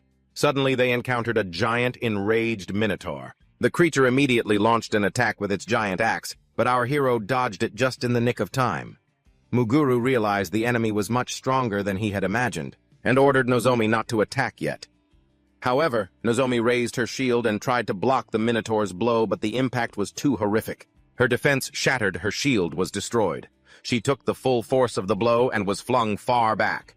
The other girls were utterly horrified, because they had never seen an attack that Nozomi couldn't block with her shield. No matter how sturdy a knight's defense is, it can't compare to a dedicated tank role even for a powerful knight. But fighting an A-rank boss in close combat was an extremely dangerous situation. Our protagonist Muguru shouted an order for Sakura to evacuate Nozomi, because the female knight was seriously injured. He told his sister Kana to quickly heal the wounded girl while he would deal with the dungeon boss himself. Charging straight at the enraged armored bull monster as it furiously threw its weapon at him, Muguru dodged and realized those attacks could kill him instantly. The situation was dire. The girls were all in danger, and he knew he had to give it his all to survive this fight. However, if he could find even a fleeting opening, he would seize the chance without hesitation. The moment the boss raised its arm to strike, Muguru found the opening he needed. He chanted an ice spell, slamming his hand violently onto the ground. Sharp ice spikes shot up, attacking and damaging the Minotaur. Despite being injured, the Minotaur monster remained standing. The main character realized that while it possessed incredible power, its defense seemed to be a weak point. With an agile leap, Muguru dodged a brutal slam and seized the opportunity. You vault onto the Minotaur's weapon and dash past it. After a lightning-fast run-up, you leap up to the dungeon boss's head level. The Minotaur tries to counter, but in doing so, it accidentally leaves itself wide open. Muguru knows that as long as he has the instant death protection amulet, he'll be safe from a fatal blow. Affirming that this will be the decisive strike, he swings Saito's sword. He brings it down with a devastating overhead slash. The blow splits the Minotaur's entire body. Muguru feels a wave of relief wash over him, overjoyed at his narrow victory. However, he is shocked to realize the creature is still alive. Its eyes are now crimson red, burning with hatred. Our hero can hardly believe it. The Minotaur is still standing. The boss charges furiously toward him. Facing this high-speed, hate-fueled charge, Muguru feels he can't take another hit. The Minotaur monster slams its axe into the ground in a fit of rage. Watching this, Izumi is certain the creature has sustained very heavy damage. Muguru thinks to himself that he'll come out without a scratch if he can drag it into a war of attrition. The moment the monster unleashes an overwhelming blow, he immediately lowers his center of gravity to dodge. Seeing the monster's giant weapon before him, he wonders if he can pull off a chain of attacks. First, he realizes he can dodge the Minotaur's giant weapon attack. Then, seeing the weapon swing at close range, he thinks his life is over. After the Minotaur's deafening roar as it throws its flaming axe, the main character feels an overwhelming fear. However, Kana appears to save him, bravely rushing forward to shield him. In desperation, Muguru yells at her to get away, but then the hero realizes something crucial. He sees Kana take the hit, and immediately the anti-instant death charm activates, saving her life. In that moment of understanding Kana's tactic, Muguru grabs the holy sword and, not missing his chance, delivers the finishing blow. As expected of an A-rank dungeon, the group obtained 50 points. Muguru doesn't know the exact source of these bonus points, but he suspects it's related to the mission emblem and the mark he possesses. Witnessing his performance, his teammates all see him as someone abnormally strong. Muguru momentarily forgot about Kana, but he quickly realizes she's safe and sound. He asserts that he would have lost without her, and asks Kana to never do that again because he almost died of a heart attack. Kana immediately retorts that he's the one who's always putting himself in danger. Nozomi then presses him, asking if Muguru is really an unaffiliated D-rank hunter, because she finds it utterly absurd that he defeated an A-rank boss. The protagonist believes he will now become a C-rank hunter with the association, and explains that because of his low rank. It's very difficult for him to get quests. The moment the pink-haired girl takes his hand, Kana feels jealous. Nozomi invites both of them to join her guild, explaining that guilds are independent groups of hunters. As the guildmaster, she feels it's a shame that someone like Muguru doesn't belong to any organization. She argues that if they join, they'll rank up faster, earn more money, and her guild doesn't take a cut of the rewards. Muguru thanks her but declines the offer, explaining that it wouldn't be good for either side. The girl then says it's not a matter of benefits, but that she feels safer with him in the guild, expressing her desire for them to fight side by side. The protagonist finds her reaction a bit strange. He explains that no matter how tempting the offer is, being in a guild would limit the places he can go and the things he can do. Seeing his determination, the female guildmaster decides not to press him further. She says that they all would have likely died without him, so she wants to thank him and suggests the two of them have a private date tomorrow. Nozomi is overjoyed when Muguru accepts. In response to her question, the protagonist explains that Kana is just a regular member of his party. Since he can't say she's his reincarnated sister, he has to lie. Nozomi is even more thrilled with that answer, and is clearly flirting with him. Suddenly, another purple gate appears to everyone's surprise. After clearing the dungeon, they return home. Muguru announces he's going out. This annoys Kana, as it seems she has developed a crush on him, especially after he told her he cares a lot about her. Kana gets even more sulky about him going on a date with Nozomi. Then the protagonist goes to the subway station and meets the pink-haired girl. Meguru kept Nozomi waiting for nearly an hour, but she says she's only been there for 5 minutes. The two go to a restaurant for spaghetti and enjoy some romantic moments during dinner. Nozomi asks Meguru what he usually does on his days off. He replies that he just rests, storing up as much energy as possible until the next quest. She quickly understands that the protagonist doesn't have a girlfriend, and is overjoyed to hear Meguru say that he isn't really seeing anyone. She then tries to hide her excitement while Meguru doesn't understand why she's so flustered. In return, he asks what she usually does in her free time. She says she also uses her free time to rest properly. The protagonist is quite surprised because young people like her, usually like to go out. Nozomi explains that she wants to get stronger because she still remembers what he said about her being too arrogant. She shares that something like that had happened before, and she almost faced a tragedy in her life. Because of her overconfidence, she lost her best friend. She never wants to experience something so terrible ever again in her life. That's why she always gives it her all. Meguru deeply empathizes with what she went through because he also wants to protect Kana and doesn't want to lose his sister again like he did in his past life. Speaking of Kana, Nozomi asks if they're just teammates or what their real relationship is. Meguru replies that they are teammates, living together under one roof. The pink-haired girl is stunned to discover they are living together, and when he mentions they even sleep in the same room, Nozomi is floored. He has completely ruined her mood. She becomes quiet and sad even after he gently tells her about his relationship with Kana, after she commented that it was strange they lived together. He then suggests stopping by a nearby shop. They stop in front of a very impressive weapon shop. Nozomi thinks the shop is amazing, with prices that are a steal for the quality of the weapons, while Meguru is pleased that he quickly managed to lift her spirits. With a thick Chinese accent, the shopkeeper asks if they need anything. At that time, foreigners his age were a rare sight in Japan, and the main character found this unusual. Nozomi picked up a sword and was very impressed with its quality. Meguro didn't know much about swords, but the girl still asked him to try holding the weapon. The main character gave the sword a test swing and judged it to be a fine weapon. The shop owner, with his distinct accent, asked Meguro what kind of weapon he usually used. In response, Izumi Meguro summoned his legendary sword, presenting it before the shop owner, who was visibly stunned when he saw the duty sigil on the blade. The man became enraged, convinced that Meguro worked for Masubara. His fury consumed him as he grabbed his own weapon, preparing to attack Izumi Meguro. Facing the owner's rage and his fine weapon, Meguro felt rather troubled. He drew his sword, trying to explain that it was all a misunderstanding. However, the owner paid him no mind and charged straight at Meguro. Meguro warned that he wouldn't hold back if the man insisted on attacking, then swiftly grabbed the man's arm. Displaying clearly overwhelming strength, Meguro slammed the shop owner to the ground. He tried not to hurt him, but he had no other choice but to restrain him. He then demanded to know what on earth was going on and why the owner had attacked him. Meguro figured it would be a huge hassle if Nozomi started prying into this. So he thanked her for a fun day and decided to end their outing right there. Taking the owner into the storage room, Meguro reaffirmed that he didn't work for Matsubara. If he did, the man would have been dead long ago. He therefore decided to ask the owner why he thought he worked for Matsubara. The man replied that the symbol on the sword was the black insignia. It appears on all of the former hero's weapons. He explained that this symbol carries a part of the dungeon master's power.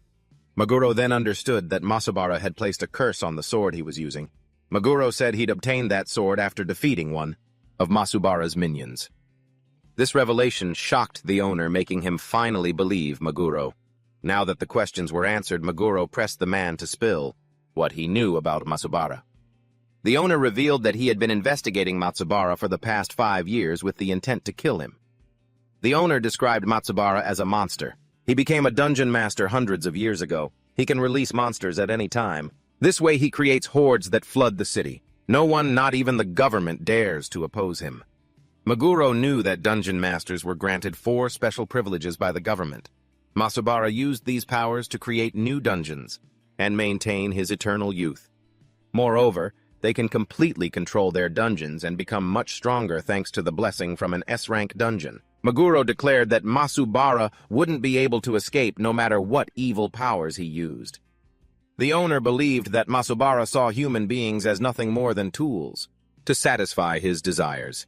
He imposed countless taxes just to line his own pockets, pushing the people into poverty and to the brink of starvation. However, Any sign of discontent was met with incredibly cruel punishment from the former hero. The owner asked Izumi Meguro if he knew about the happy party. Meguro said no, but he had a feeling the name was the complete opposite of its true meaning. The owner confirmed that the name was indeed terrible, as it referred to a group of women forced to serve the tyrant. Although they were officially just there to entertain and massage him, everyone tacitly understood they also had to perform other lecherous requests. His own daughter was taken to become a member of the happy party. His wife was also taken when she tried to resist and was ultimately murdered. That was why the shop owner was so utterly enraged. He swore to end Masabara and came to Japan for that very purpose. The owner asserted that killing the former hero inside his own dungeon was impossible.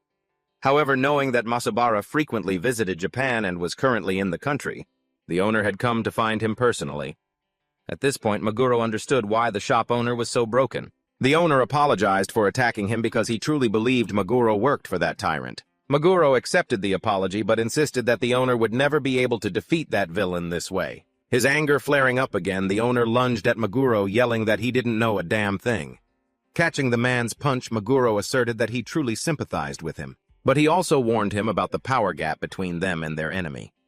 Furthermore, it would be he, Meguro, who would end the former hero, not the shop owner. Just then, the owner proposed that Izumi Meguro join his group to fight alongside them. He believed they could help each other and become allies to fulfill their shared desire for revenge. Meguro immediately refused, prompting the owner to ask why. Meguro repeated that he would finish Masabara himself. Moreover, he had no interest in teaming up with anyone. He preferred to act as a lone wolf. Kana was the only person he trusted, and he would never put his faith in anyone else. The owner reasoned that their shared goal of killing Masabara was more than enough reason to form an alliance. He insisted that his group had very strong warriors, and Meguro would be in danger if he refused to join. But no matter what he said, Meguro wouldn't be easily swayed. Afterwards, Meguro left the shop just as he had discussed with Kana. The day before, Meguro had told Kana to stay home and promised to be back early, and his little sister obediently agreed. Kana affectionately called him her boy, and thought that Meguro was going to meet an acquaintance. She started to suspect it was that woman from before. She began to seethe with jealousy, wondering why he wouldn't just tell her the truth. Worried that he was hiding something, Kana decided to follow Meguro, convinced he was intentionally keeping things from her. While Kana was tailing Meguro, he almost sensed her presence. However, he quickly dismissed that feeling. Figuring he was just imagining things, he continued walking down the street. Meguro had come here to settle things with the Chinese man's group, as they had decided to have a match. In order to compete for the right to eliminate Matsubara, a group of men in military uniforms with cold, ruthless expressions were staring daggers at Meguro. The members had heard whispers about him. They'd heard he had no intention of joining and wanted to confirm it directly. Meguro stated clearly that he wanted nothing to do with their group, left with no other choice. The entire group began to attack him. A man in uniform threw a devastating punch, but Meguro easily caught it with his hand. He could feel that the attack was quite powerful, but it was full of hesitation, so he quickly landed a punch straight to the man's gut. Using the momentum of the attack, he slammed him to the ground, determined to thoroughly exploit his opponent's weakness. The Chinese leader thought to himself that no matter how strong he was, they absolutely could not let him leave this place. Meguro realized the entire group was incredibly inexperienced in actual combat. Seeing they had so little skill, he found the fight so easy it was laughable. He unleashed a flurry of combination attacks, taking them all down in the blink of an eye. He stressed that their desire to eliminate Matsubara was just a fantasy that would never become a reality. The men kept getting back up and stubbornly rushing Meguro, but they couldn't even touch him. The hero launched a thunderous punch into one of their ranks. He coldly asked if they weren't tired of this beating yet. Their leader declared that the fight was over, because they couldn't take any more punishment. The bald leader praised Izumi, admitting his skills were far too exceptional for his age, and congratulated him. As agreed, all the information they had gathered on Matsubara would now belong to him. They handed him a folder, and Kana, who was hiding behind a door, witnessed the entire event. She wondered what they were talking about, but then breathed a sigh of relief when she realized it wasn't a date with Nozomi. Just as Meguro stepped out of the warehouse, he was surprised to run into Kana.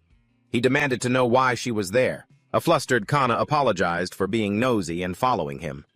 Meguro silently prayed she hadn't overheard the most crucial parts of the conversation. Kana then grabbed his hand and pressed him for answers. She asked what else he was hiding from her. She also asked why he was so desperate for revenge against the former hero Matsubara.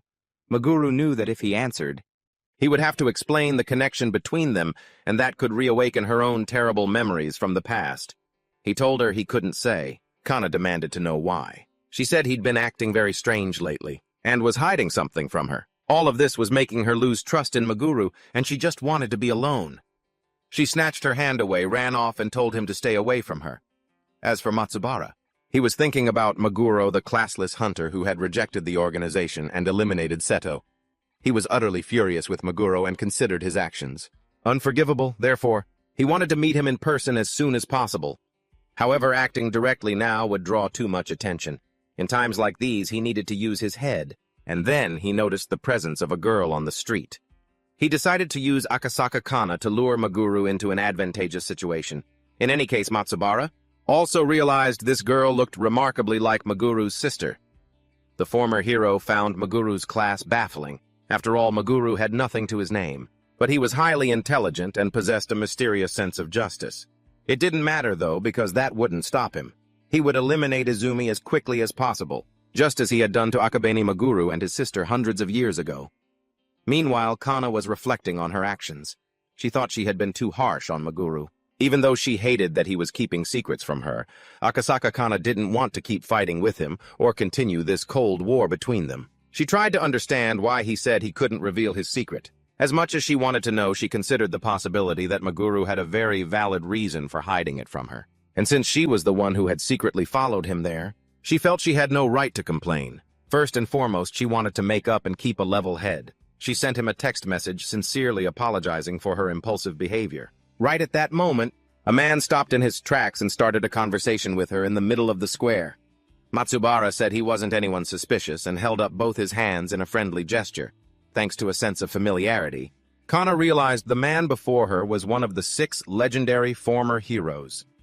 However, a more vivid memory suddenly struck her moments later. He was the leader of the group that had once attacked him. Matsubara in turn asked if she was Meguru's companion. He claimed to be an acquaintance of his one who held information about a past that even she didn't know about. Piquing her curiosity, he asked if Kana was interested in hearing these revelations. As he reached a hand out to her, Matsubara realized this girl wouldn't be easily fooled. Instead of yielding, Kana demanded to know what Izumi's secret was, and Matsubara asked in return if she really wanted to know. Despite sensing the danger radiating from the man, Kana felt an overwhelming desire to hear what he had to say, placing her faith in the protective charm she carried with her. With a sinister smile, the red-bearded man promised to tell her the whole truth, the thing that could save her life if things went wrong the moment the situation became dangerous. Kana immediately used her special item, but its effect was completely useless. Matsubara was entirely unharmed as he coldly threw a punch straight at her. Kana collapsed to the ground unconscious. Afterward, Matsubara declared that he would keep his promise to reveal all his secrets, but only after calling Izumi Meguro and settling the lingering grudge between them. In the end, the red-bearded man successfully kidnapped the reincarnated protagonist's little sister. Matsubara tied Kana up tightly and locked her in a strange place. It looked like a dungeon. The girl woke up furious at her situation. She yelled that no one would ever like someone like him and that she would never help him eliminate Meguro. Despite her repeatedly insisting that the boy in black was very strong, Kana was treated like a child by Matsubara. He mockingly called her sweetheart. He said he liked her stubbornness and that she should feel honored to have caught his eye. He even declared that after everything was over, she would become his wife. He then called it a fair trade as he brazenly took her phone. When Kana started to fight back, Matsubara punched the wall hard and ordered her to shut up. He told her to just keep her eyes wide open, promising that she would witness the tragic sight of Izumi being crushed by utter despair and fear. Meanwhile, our protagonist Meguro found it strange that Kana still wasn't home. He was expecting a call from her since he had accepted her apology. But as soon as he picked up the phone, he heard the voice of a man he didn't recognize. The person on the other end immediately revealed that he was holding the girl. He then declared that if Meguro wanted her back, he had to come to a specified address. Desperate, our protagonist began to shout, demanding to know if Kana was okay.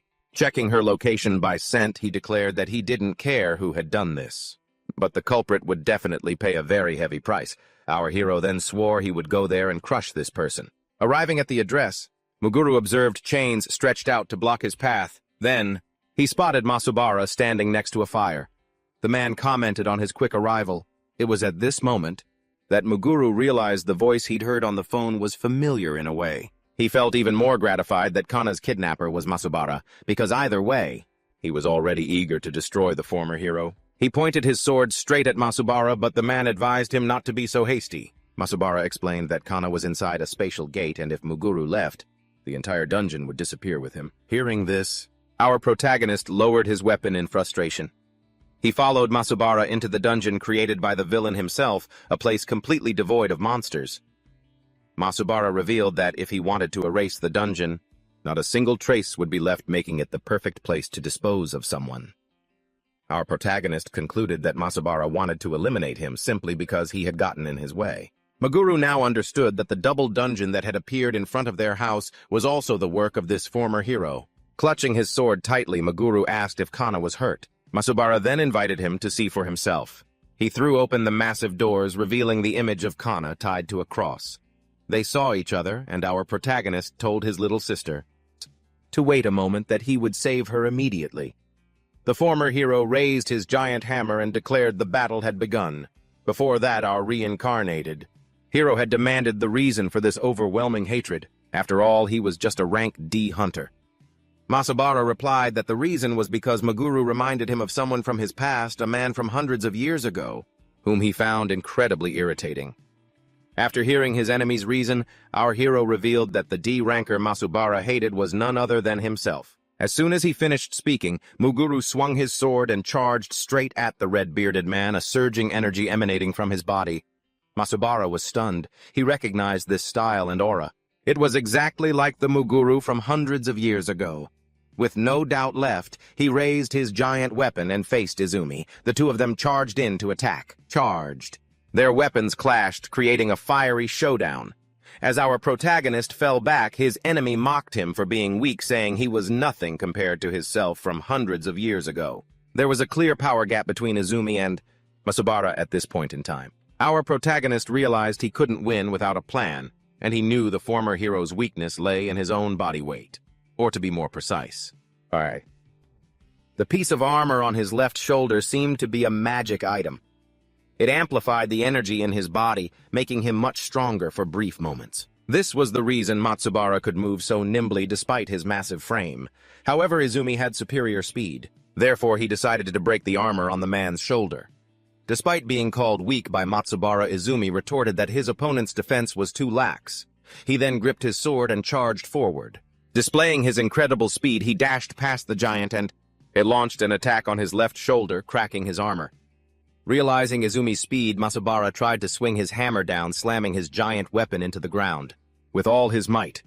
However, Izumi dodged it and launched a counterattack from the air. Standing above Masubara, he delivered a critical blow to the man's armor piece, damaging the magical item even more heavily. After that, Izumi decided to interrogate this tyrant before finishing him for good. Knowing Masubara was gathering forces in Japan, he pointed his sword straight at the enemy's neck and asked what their plan was, and demanded an answer. Masubara burst out laughing, finding it ridiculous that Izumi didn't know the reason, and explained that Japan is a special place thanks to the Sky Dungeon. That disappeared hundreds of years ago. Even after using a portion of that incredible power to grant a wish, the remaining energy was still immense. Masubara believed that this energy should have been Izumi's reward, but after a long time it crystallized and is now hidden somewhere in Japan. If he could obtain this crystal, Masubara would become much stronger than he is now. The man declared that he wasn't satisfied with controlling just China. He wanted the crystal to rise above the others, to overwhelm the other heroes at all costs, so that this entire world would belong to him. However, other heroes were also plotting something similar, and the moment the crystal is found, every single one of them will crawl out of their holes to fight for it. That was why Masubara was trying so hard to gather his forces.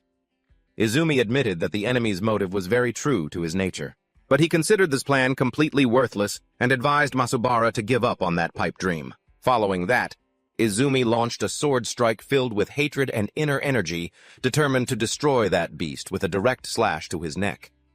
Masubara showed a flicker of fear, but then he grabbed the sword, stopping Izumi's attack, and revealed that the armor on his left shoulder wasn't his weak point. He threw a powerful punch into Izumi's stomach, sending him flying. As Izumi writhed in pain, Kana screamed in panic, afraid that Meguro Izumi would die.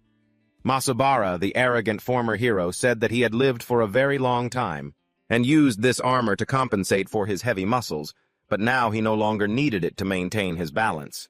Tossing aside the armor, he declared that Izumi's time was up. Seeing him remove his armor, Izumi knew this battle wouldn't be easy, however. Over the past few days, he had collected many items from poisons to talismans and intended to use them to protect himself. He still had countless secret moves that the enemy knew nothing about. Izumi then sneered that Masabara was talking a bit too much today, and he would make sure he shut his mouth for good. Knowing that in his current state, he had no chance in a direct confrontation, Izumi came up with another plan. He slammed his sword into the cliff wall, causing rocks to rain down on the villain, aiming to put him at a greater disadvantage. Immediately after, he flooded the ground to prepare for another spell. Izumi knew full well Masabara wouldn't dare unleash the power he was so proud of on this wet and unstable ground. After that, as someone with no class, Izumi could adapt to any situation and began to charge forward despite the slippery ground. He approached the enemy with lightning speed and unleashed fire magic. Using an explosive flame, he hit Masabara and silently hoped the blow was enough to finish him. However, Masabara quickly recovered and declared that the battle hadn't even truly begun. He stepped out of the sea of flames, his clothes slightly singed but without a single scratch on his body. Izumi realized the only way to win was with a decisive blow, so he activated a talisman. He dodged a massive hammer swing, but Masabara sneered, calling him too naive. Izumi immediately nullified Masabara's attack with a magical barrier emanating from the talisman. Right after blocking the blow, he gripped his holy sword and unleashed a slash, causing Masabara to collapse. This was his last trump card, and Izumi breathed a sigh of relief as it had successfully struck down the enemy. But Masabara was still alive and kicking. He declared he didn't even feel any pain from those attacks. This caused Izumi to start worrying. The enemy Masabara scoffed that Meguro only knew how to use cheap, petty tricks, which were not nearly enough to defeat him. He said contemptuously that it was all a worthless, classless piece of trash like him could do. Masabara then glanced around, noticing the mess the young hero had just made in his dungeon. In that very moment, Masabara himself, the former hero who was now Meguro's enemy, cleaned up the dungeon with a simple magical wave of his hand. Meguro showed his astonishment. In response, the villain gave a smug smile, boasting that this was his dungeon and he had complete control over it. Without delay, Masabara summoned a horde of monsters and a powerful spell, mockingly asking if the hero would continue to be surprised by what was about to happen. Seeing the gorgons and demons charging towards him, Izumi immediately used fire magic to defend himself and began to incinerate the enemies with his flames. However, he was stunned when Masabara suddenly closed in from behind, swinging his giant weapon to attack him. The brutal blow sent our protagonist flying into the air. The difference in stats was so overwhelming that our hero seemed to have no hope of victory left. His mind reeled from the blow, feeling helpless against the greatest enemy of his life, unable to fight back. What happened hundreds of years ago seemed to be repeating itself in this very moment, plunging him into the depths of despair. A haunting vision, the memory of his own and his sister's deaths, returned to torment him. In that moment between life and death, a purple sigil appeared on his hand, awakening the emblem's power-devouring ability. He discovered he could only use the power of the emblem's mission for a mere 30 seconds, but at this point that no longer mattered. Without hesitation, Meguro Izumi accepted the system's offer, knowing that through it he would become incredibly powerful. As soon as he agreed, his attack and speed stats skyrocketed to over 500. The moment the demons rushed in to tear him apart, he quickly took a stance, unleashing a devastating slash that finished off countless monsters at once. Meguro felt an explosive power surging through his veins, and from that moment, the 5-minute countdown to use this power officially began. Astonished, Masabara questioned why Meguro possessed the emblem's sigil. He then revealed that after killing him in the Sky Dungeon, he and the others had all received power according to their desires. For example, Masabara gained overwhelming stats and countless unique skills. Deciding not to waste any more words, Masabara acted as if he couldn't care less about that little punk. Having grown stronger, he knew full well that the dungeon had recognized Meguro as if he had cleansed it, and in return had granted him this sigil. Though surprised, this didn't change his intention to destroy the young hero right then and there. With newfound confidence, our protagonist retorted, "Masubara, don't be so sure of your victory. I'm much stronger now." In response, his enemy stomped on the ground, using brute force to destroy the surrounding environment. At the same time, Masubara cast a fiery spell as bright as the sun, launching it straight at Maguru. Seeing the sun-like fire magic radiating intense heat, Maguru froze it from a distance. With the space frozen, he seized the opportunity, swinging his sword and severing his enemy's arm, causing it to fall motionless to the ground. Izumi felt his body become as light as a feather. The power flowing through him felt endless in this state. Finishing off this villain now would be a piece of cake. It was only then that red-haired Masubara understood true despair and began to beg for his life. However, that only made our protagonist more disgusted. After all, hundreds of years ago, Masubara didn't hesitate to take his life when he begged for mercy.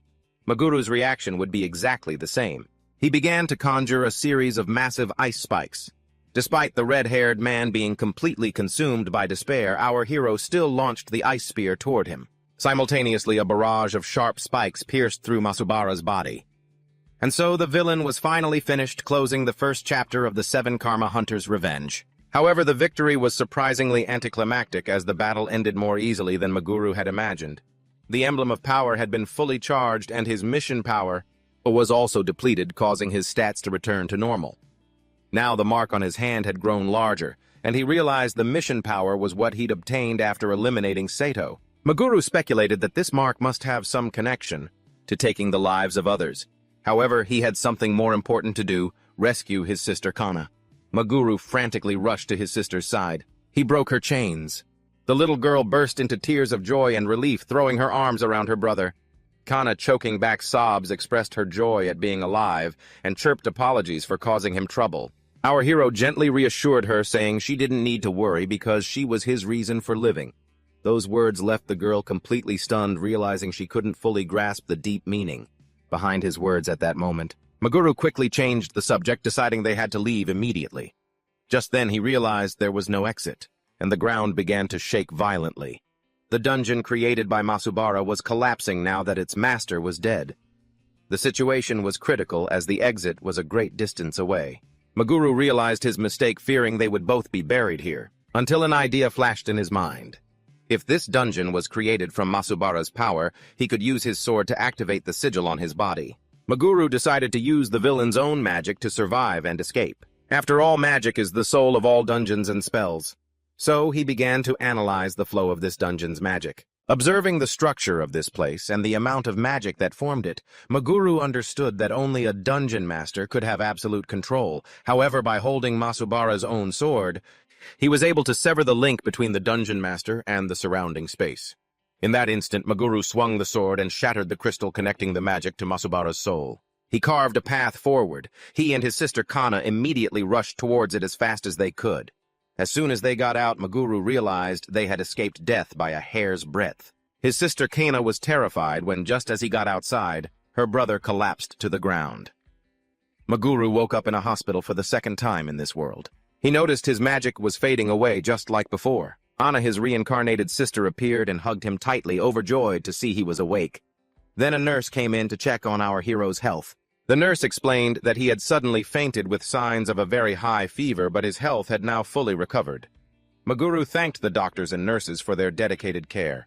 After that, the doctor advised him to stay in the hospital for another night of observation, and they both agreed. He thought to himself that Kana must have had a very hard time getting him here, because he was not light at all. His sister said it was nothing, then started pressing him about what exactly had happened between him and Masubara that led to such a life-or-death battle. Maguru didn't want to tell the truth, but he felt he had no other choice.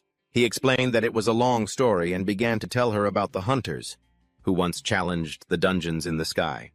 8 S-rank hunters had challenged the celestial dungeon together. 6 of them had succeeded and become dungeon masters of S-rank dungeons around the world. Afterward, they used their immense power to conquer 6 corresponding territories. Kana knew Masubara was one of them, and she wondered what happened to the 2 heroes who couldn't return. The reincarnated girl had heard that the healer of the past, Kana, had been killed while protecting her comrades, but she didn't know much about the other hero, as very few records of him remained in the modern era. The hero explained that the person next to Kana had been betrayed by their comrades. He revealed that Masubara and the other heroes had murdered them both. The girl froze. Just as he was about to reveal that the last one was also named Maguru, he was interrupted by Nozomi's arrival. She was calling his name loudly. Overcome with worry, she had rushed to the hospital as fast as she could when she heard he had fainted, asking if he was okay. Our protagonist asked who told her, and the girl replied that the association had informed her. He then remembered that the hospital was obligated to report all Hunter records to the association. He thanked her for rushing over to check on his health like that. Kana became jealous, watching the scene before her. Annoyed, she accused him of being foolishly smitten with the other girl. Maguru told her that he had to protect Kana. "And I can't die before I do that." Kana suddenly realized how much he truly cared for her. At the same time, the two girls shot daggers at each other like rivals fighting over a man. Our hero had no idea what was wrong with the two of them to suddenly hate each other like that. He felt he couldn't continue talking about his dark past right now, because this wasn't the right time. His quest for revenge had only just begun. For now, he would put that aside. He wanted to spend the days to come in the warmth of their affection. Afterwards, the two girls left. Leaving our hero alone in the hospital, everything suddenly became too quiet.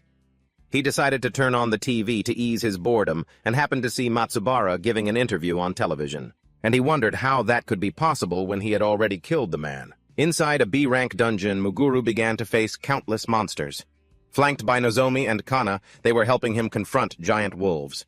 Nozomi, with her great sword in hand, took down several creatures to support our hero. He thought this was the perfect way to re-establish the natural balance. After conquering this dungeon, they received a lot of attribute points. Nozomi had been quite anxious since leaving the hospital, but it seemed she had been worrying too much. Our hero still wondered how Matsubara could have survived after being killed in the dungeon. He had used every trick he had the day before and knew that things wouldn't be so easy anymore. They decided to leave the B-rank dungeon where they were grinding for experience. As soon as they got out, they headed straight for the Shinjuku Hunters Association building. The secretary thanked them for their hard work and reported that the branch manager wanted to speak with Muguru. While they were talking over in China, Masubara was alive and kicking and absolutely fuming. He couldn't believe he'd been defeated. He looked at the mark on his body and thought to himself, "If I hadn't used that to separate my soul from my body, I'd probably be dead by now." Just then a man rushed into the room, stunned to see him still alive. Masubara was still seething over his recent defeat, but he decided to lower his guard for the time being, as he had anticipated this situation, and he saw no major issue. He declared that it was nothing. Now he would go find some amusement and observe his subjects. However, his secretary advised that it would be best to be cautious and rest until the crystal regenerated. Despite the fact that his soul crystal had shattered, Masubara loudly snapped back that it wasn't a problem. Afterwards, Masubara went out into the city and observed the daily activities of the Chinese people. A very excited little girl tried to strike up a conversation with him while she was beaming with excitement. Her mother quickly reminded her daughter not to be disrespectful. With extreme brutality, Masubara kicked the child unconscious, causing the mother to scream in despair. Not long after, he found a bustling nightclub but felt no interest whatsoever. He muttered, "If Muguru hadn't come back to life, none of this troublesome stuff would have happened." Suddenly, something caught everyone's attention in the bar. It was the appearance of a heavy-set man who was unhesitatingly choking Masubara's secretary, and a young woman. That girl was the hero Futaba Mizuhara, who had found Masubara's real body. And the fat guy was the summoning hero Hidaka Asehi. The red-bearded Masubara immediately recognized both of them. Futaba said it had been 75 years since they last met and criticized the place's lax security. She claimed Masubara was looking down on them. In return, Masubara asked what they wanted and why they were trespassing on his territory. The hero revealed that the old man surely never imagined that 2 of the 6 heroes would become so powerful and that targeting the weakest among them was a completely logical move. Hidaka Asehi then summoned skeletons from a spatial gate, which immediately rushed to attack Matsubara. The bespectacled fat guy Hidaka taunted him, saying that Matsubara had grown exhausted and too complacent over the past 75 years while they had developed and grown much stronger. During that same period of time, he added that when the situation changes, progress is inevitable, and Matsubara just needed to change in the right way. Following Hidaka's taunts, the swarm of skeletons managed to restrain the old former hero. At the same time, Futaba Mizuhara approached him from behind, touched his head, and said goodbye. When Matsubara turned around, all he saw was a vortex of fire before she finished him off. Futaba was convinced she could have easily taken him down on her own. However, the portly summoner thought that if Matsubara hadn't been so exhausted, he could have actually turned the tables, if Futaba had gone alone. Futaba asked if that was all the fat hero needed. In response, Hidaka said that he already had everything he wanted as he began to absorb Matsubara's body. Hidaka declared that now was the time to save this rotten world, and the red-bearded Matsubara was turned into one of his summoned creatures. Meanwhile, elsewhere at a meeting with the Hunters Association manager, the reincarnated Muguru asked him what he wanted. The manager wanted to talk about Muguru and his relationship with Matsubara, but he also made it clear that he didn't suspect him at all. According to his investigation, the 6 heroes possessed the same type of mark which granted them special abilities. These abilities were diverse, but the only way the red-bearded Matsubara could have survived until now was thanks to it. When facing stronger opponents, he always escaped using the power of this mark. Muguru thought this made the explanation simpler, so he began to tell the manager everything. After listening, the manager concluded that Muguru was much stronger than he had thought, especially since he had managed to defeat Matsubara.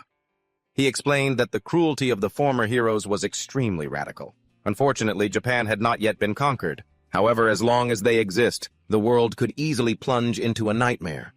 Therefore, the association manager wants to establish true peace throughout the world. He extended his hand towards Muguru and proposed that the two of them work together.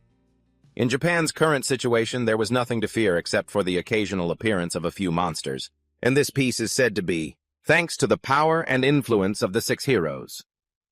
When asked what makes Japan more special than any other country, the chairman explains that it is a special country for the heroes because it is their homeland and the place where the Sky Dungeon first appeared 100 years ago.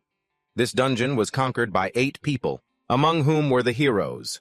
After the dungeon collapsed, its condensed magical power turned into the crystals they know today. These magic crystals were scattered all over Japan, and it seems the heroes are relentlessly searching for them.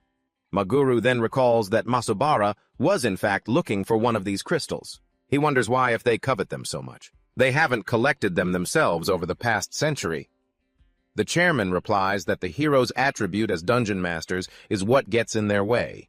This is the most plausible theory. After all, they gained immortality, eternal bodies, and immense power, but on reflection, this also implies they must simultaneously endure restrictions. The wavelength of the magic power emitted by the heroes and from their dungeons are identical.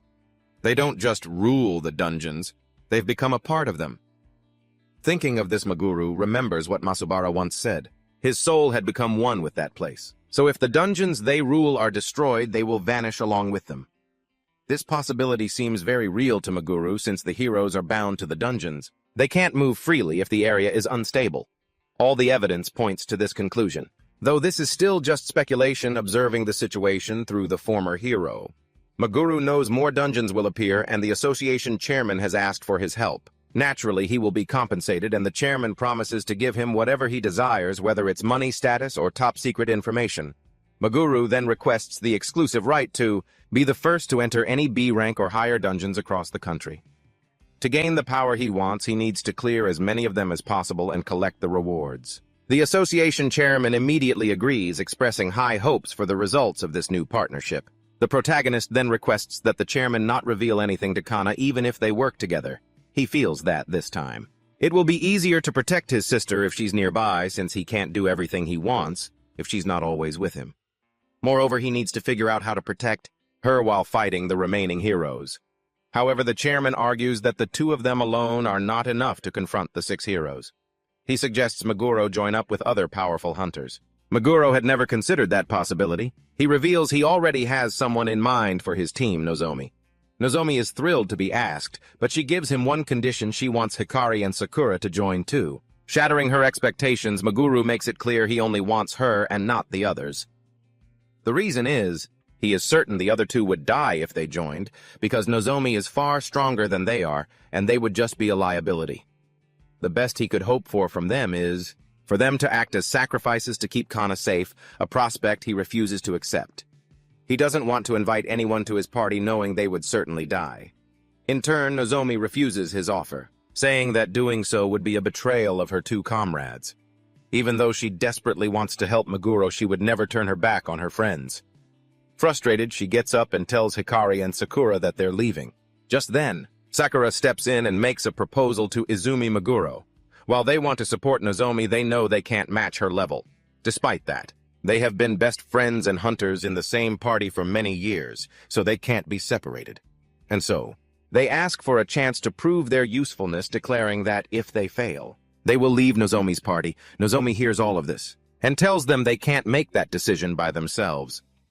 The girls then stand up to Nozomi, and the protagonist, witnessing their resolve, accepts their offer. Seeing they are willing to go that far, he will give them this chance. They head to an abandoned warehouse where Meguro guarantees they won't be disturbed.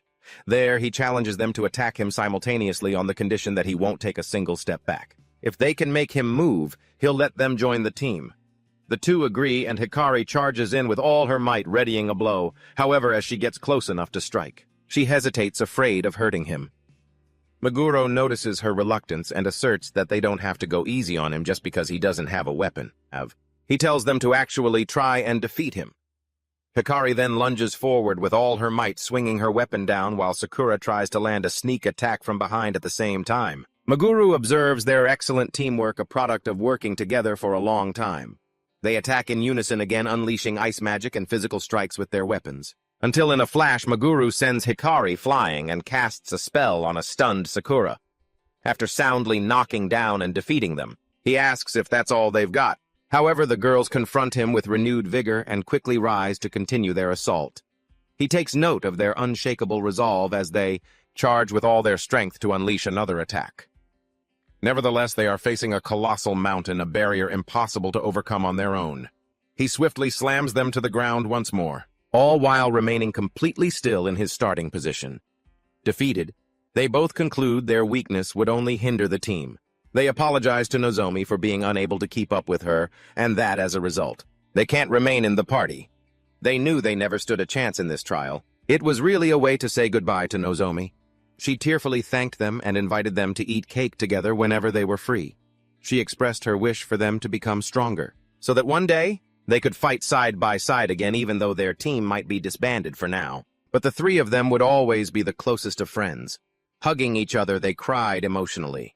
Meguro, the protagonist, knew they were very determined and realized they had endured for too long. They might not be strong enough now, but he firmly believed that one day they would be. Suddenly, our hero received a mysterious call. As soon as he picked up, he heard someone calling his name in desperation. The urgent message revealed that Hidaka and Futaba, two of the 6 heroes, were on their way to Japan.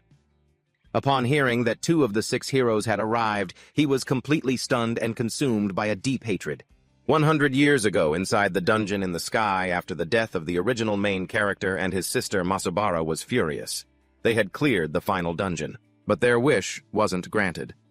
Opening the system window, it explained about a crystal that needed to be collected. He learned that by collapsing dungeons, they could obtain the crystal. By collecting the fragments scattered throughout Japan, any wish would be granted once the crystal was obtained, and they would become dungeon masters. The first dungeon they set foot in would be under their control, and they would obtain eternal life. Furthermore, they would receive a seal, enhanced stats, and a unique skill. However, if they didn't take control of a dungeon within the next 72 hours, they would die. The fat one, Masubara, understood that only one of them would have their wish granted. Obtaining the final crystal meant that from that moment on, these heroes would become enemies of one another. The knight hero, Shirashi Hokuto, found this situation quite interesting, while the archer hero Tsurumi Yakumo realized there were other explanations. The fragments were magical energy. The dungeons were frozen and had been scattered across the country, detectable from a distance by their magical traces. The mage heroine Kawasaki Masato thought the system was providing too much information. As for Futaba, she realized she couldn't even take a picture of this information to remember it later. Masubara didn't want to read everything. He only understood that he had to be the only one to collect the crystal. He thought he could take his time searching for as long as he wanted, as long as he eliminated the others first. Without bothering to read the entire text, he left for China, thinking it would be the best choice due to its proximity to Japan. However, Tsurumi didn't think China's terrain was favorable and thought Matsubara was a fool for leaving without reading the whole text. After reading everything, the remaining ones understood that only one of them could become a god in the new world, and those who didn't become that entity would be eliminated. Judging by the description of the crystal fragments, they couldn't be collected overnight. Finally, the Knight Sarashi understood that they would have to confront each other until someone was eliminated. No matter where they set up their base, a battle was inevitable. Tsurumi knew the situation would only change if someone collected the fragments in a flash. Hidaka couldn't think of a way to collect many fragments at once until he had an idea, and for some reason he thought of Futaba. Then Hidaka teamed up with her, saying the two of them wouldn't have to fight until they were the only ones left. He pleaded with her to stop wasting time taking pictures, but she replied that it wasn't a waste. She explained that she had a great plan to collect the crystal fragments and needed time to execute it. She told him to go do everything himself, and he told her to be less unreasonable. She insisted she just wanted to take pictures and demanded he accept that condition. Then she cast a spell on Hidaka, forcing him to obey, only asking that she take her pictures quickly. Deep down, he knew that the price for Futaba's help was very high, but he was willing to accept it. He couldn't harm her, and furthermore, he had to obey her every command. The spell would be triggered if he dared to break their agreement. Back in the present, our protagonist was shaken. Upon learning of the arrival of these two heroes, he would get more details soon, but Hidaka and Futaba were now a higher priority target than Matsubara. The only thing that had changed was the order in which our protagonist would eliminate those heroes. Moreover, his boss had asked him to come to the association immediately because he had something to give him. Upon arriving at the Hunters Association branch, the trio followed the boss to a room. Entering the warehouse to receive their gift, the boss said that due to the power of those heroes, they needed high-quality weapons to fight them. He showed off all the weapons in the warehouse and said they could take whatever they wanted. Our protagonist picked up a greatsword with a blue blade, and the boss had anticipated this from him. This sword is worth about 20 million on the market and is the most expensive item they have here. Maguru said that this sword was very good, but it wouldn't be enough for him for long. So he thought it was better to just use Saito's weapon and asked if that was the best they could offer. The boss replied that for now it was, and they needed special materials to enhance these weapons. Soon enough, Maguru could possess better weapons provided he brought back the necessary materials. A large amount of magical energy was present in the dungeons, and the extracted stone could be very useful for forging weapons. Our protagonist was unaware of this use for the extraction stone. His boss said that with one A-rank stone, they could upgrade weapons for all three of them. Maguru thought he could manage it, but he wished Kana and Nozomi also had good weapons.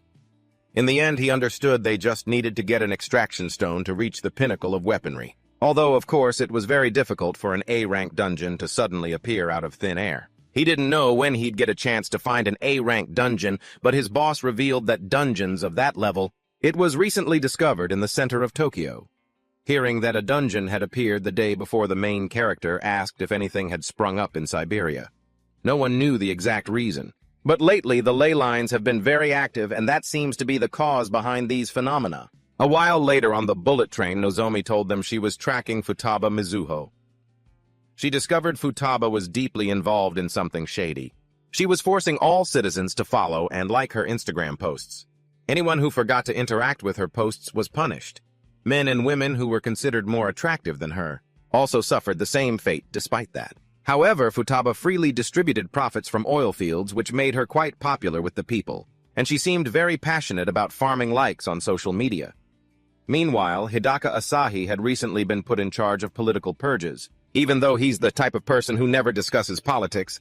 At most, they just let things happen because he couldn't easily bother them anyway. As for the reincarnated Maguru, Kana believed that Matsubara was the only one who knew the truth. She asked if he knew these people, and the main character replied that it had been 100 years since he'd last seen them. When asked what kind of people they were, the main character could never bring himself to say the words. He decided to hide from his sister that she was the reincarnation of the Kana from the past, but explained to Nozomi that he was the reincarnation of the hero Maguru. Back then, a week before entering the Sky Dungeon, they met the 6 heroes to learn how to fight together. They both arrived at the meeting place and met the other 6 heroes who would fight alongside their team. Matsubara was very polite upon meeting the main character, and he returned the courtesy. Together, they entered an A-rank dungeon and encountered a few monsters. Matsubara praised Maguru's skills, stressing that the jobless class was actually very useful in real combat.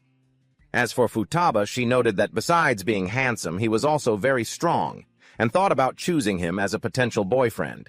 At that moment, she approached the main character to talk and asked if he already had a girlfriend. Wanting to avoid future trouble, the main character immediately replied that he already had someone completely ignoring her. Seeing this, Futaba became incredibly furious at being treated so coldly by him. Believing the woman he was dating was Kana, she wondered what was so special about that little brat. Soon she began to look at Kana with eyes full of anger and bitter jealousy, admitting that the girl was both beautiful and stylish. The heroes were fighting together to conquer the A-rank dungeon. That is until Futaba intentionally pushed the healer Kana, causing her to fall to the ground. She then apologized, and the fat guy helped the girl up. However, right after that, he began to place his hands on sensitive areas of her body. Magoru saw this and stopped him. He angrily asked what the hell he was doing and glared fiercely at the fat, bespectacled guy. Seeing a fight was about to break out, Masabara then asked everyone to stay close and stop arguing. Dana told her brother to calm down because she was fine, and the main character promised he would never leave his sister's side. Maguru didn't want to go into detail, but said that the heroes always lived true to their nature. He felt he had no right to judge them, because after all, the path of revenge he was on was hardly a noble ideal itself. When the trio reached the center of the Tokyo A-rank dungeon, they realized 7 monsters had been completely wiped out. Guessing someone had been there before them, they noticed a wide-open door. As soon as Maguru opened it, he saw a giant scorpion with streams of lightning surrounding its body. He also noticed the presence of Futaba and Hidaka, wondering how they managed to get here. Futaba and Hidaka didn't recognize the main character, and he suddenly remembered that it was obvious since his appearance had changed after reincarnating. Moreover, they didn't even notice the presence of the 2 girls in his party. Maguru told the 2 girls to get out of there immediately, and they obediently listened. He didn't know why the 2 heroes were here, and his hand was already gripping the hilt of his sword. He considered launching a surprise attack on them, but forced himself to calm down, because it was still too soon, and he needed to get closer. He walked towards them and asked what they were doing here. They both asked back if the kid was a hunter. After he replied that he wasn't a hunter yet, Futaba arrogantly said that they had already killed the giant scorpion boss. Maguru sarcastically said that they must be really strong to have defeated the final boss of an A-rank dungeon. Waiting for the perfect moment, he suddenly launched a fireball at them, without any warning. Hidaka quickly grabbed Futaba, pulling her out of the way to help her dodge the surprise attack that had nearly taken both their lives. Enraged, the main character swung his special sword and charged straight at them. In response, Hidaka summoned a few skeletons, but they were quickly destroyed by the reincarnator in an instant. The fat guy told Futaba to calm down, because the person in front of them was no pushover. Kana disobeyed her brother's warning and called out his name right in front of the 2 heroes. Instantly, the female hero recognized Akabane Kana from 100 years ago. Before she could understand what was happening, Hidaka realized they had just called him Maguru. Observing Muguru's movements, his use of sword and magic, along with the fact that he didn't hesitate to attack 2 strangers, Hidaka came to an important conclusion. Understanding the situation, he told Futaba they should leave, stating that they couldn't run wild and destroy Muguru under the current circumstances. However, Futaba replied that she didn't care and declared her top priority was to kill Kana. She insisted on killing her even if she had nothing to do with the Akabane Kana of the past, because her face and attitude pissed her off, reminding her of the old days. Furthermore, she was also going to kill the other woman, Nozomi, simply because she could. Hidaka realized that when she was this enraged, Futaba would ignore every word he said, and if she cast her command spell, he would be unable to defy her. Seeing Futaba's stubbornness, Hidaka, the fat guy with glasses, gave her 30 seconds to finish the fight. At the same time, he suggested it would be better if she finished sooner. He said she was strong enough to win in such a short amount of time, then asked if he was expecting too much from her. Futaba seemed annoyed, but still promised that she would take care of it quickly. Meanwhile, Nozomi was horrified to discover that the 2 enemies before them were members of the 6 legendary heroes. Muguru confirmed it. Model. At the same time, she declared she had no choice but to end things right here. Futaba charged with all her might, and our hero prepared to block the attack. He was sure he'd be her target, but the heroine cast a spell and aimed it straight at Kana. Muguru quickly stepped forward to shield her, taking the full force of the attack, and he realized he could barely block her hits. Muguru noticed Futaba was aiming for Kana, but Nozomi confidently asserted that she could handle it. Then Nozomi powered up for a lightning-fast attack and rushed the enemy with all her strength. Seeing the strike up close, Futaba had to admit that Nozomi was better than she thought. But immediately after she dodged the blow and launched a counterattack, an incredibly powerful spell, proclaiming that the other girl was on a completely different level. Futaba landed a direct hit on Nozomi and took her down. She even boasted that she was stronger and more beautiful because she belonged to the first generation of elite hunters. Just then, Futaba was about to focus on Kana and Muguru. But she was interrupted by her accomplice Hidaka, who announced that their 30 seconds were up, and they were leaving through a portal. Before leaving, Futaba warned that while she'd let them live today, she would definitely take Kana's life next time. Muguru felt utterly powerless.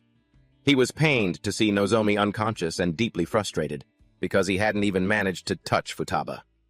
Nozomi, still dazed, managed to ask who those two were and why they knew Kana, feeling that the whole situation was just too strange. Muguru knew he had no choice but to tell the whole truth. He said that he wasn't the only one who was reincarnated into another body. He also revealed that Kana had gone through the same thing.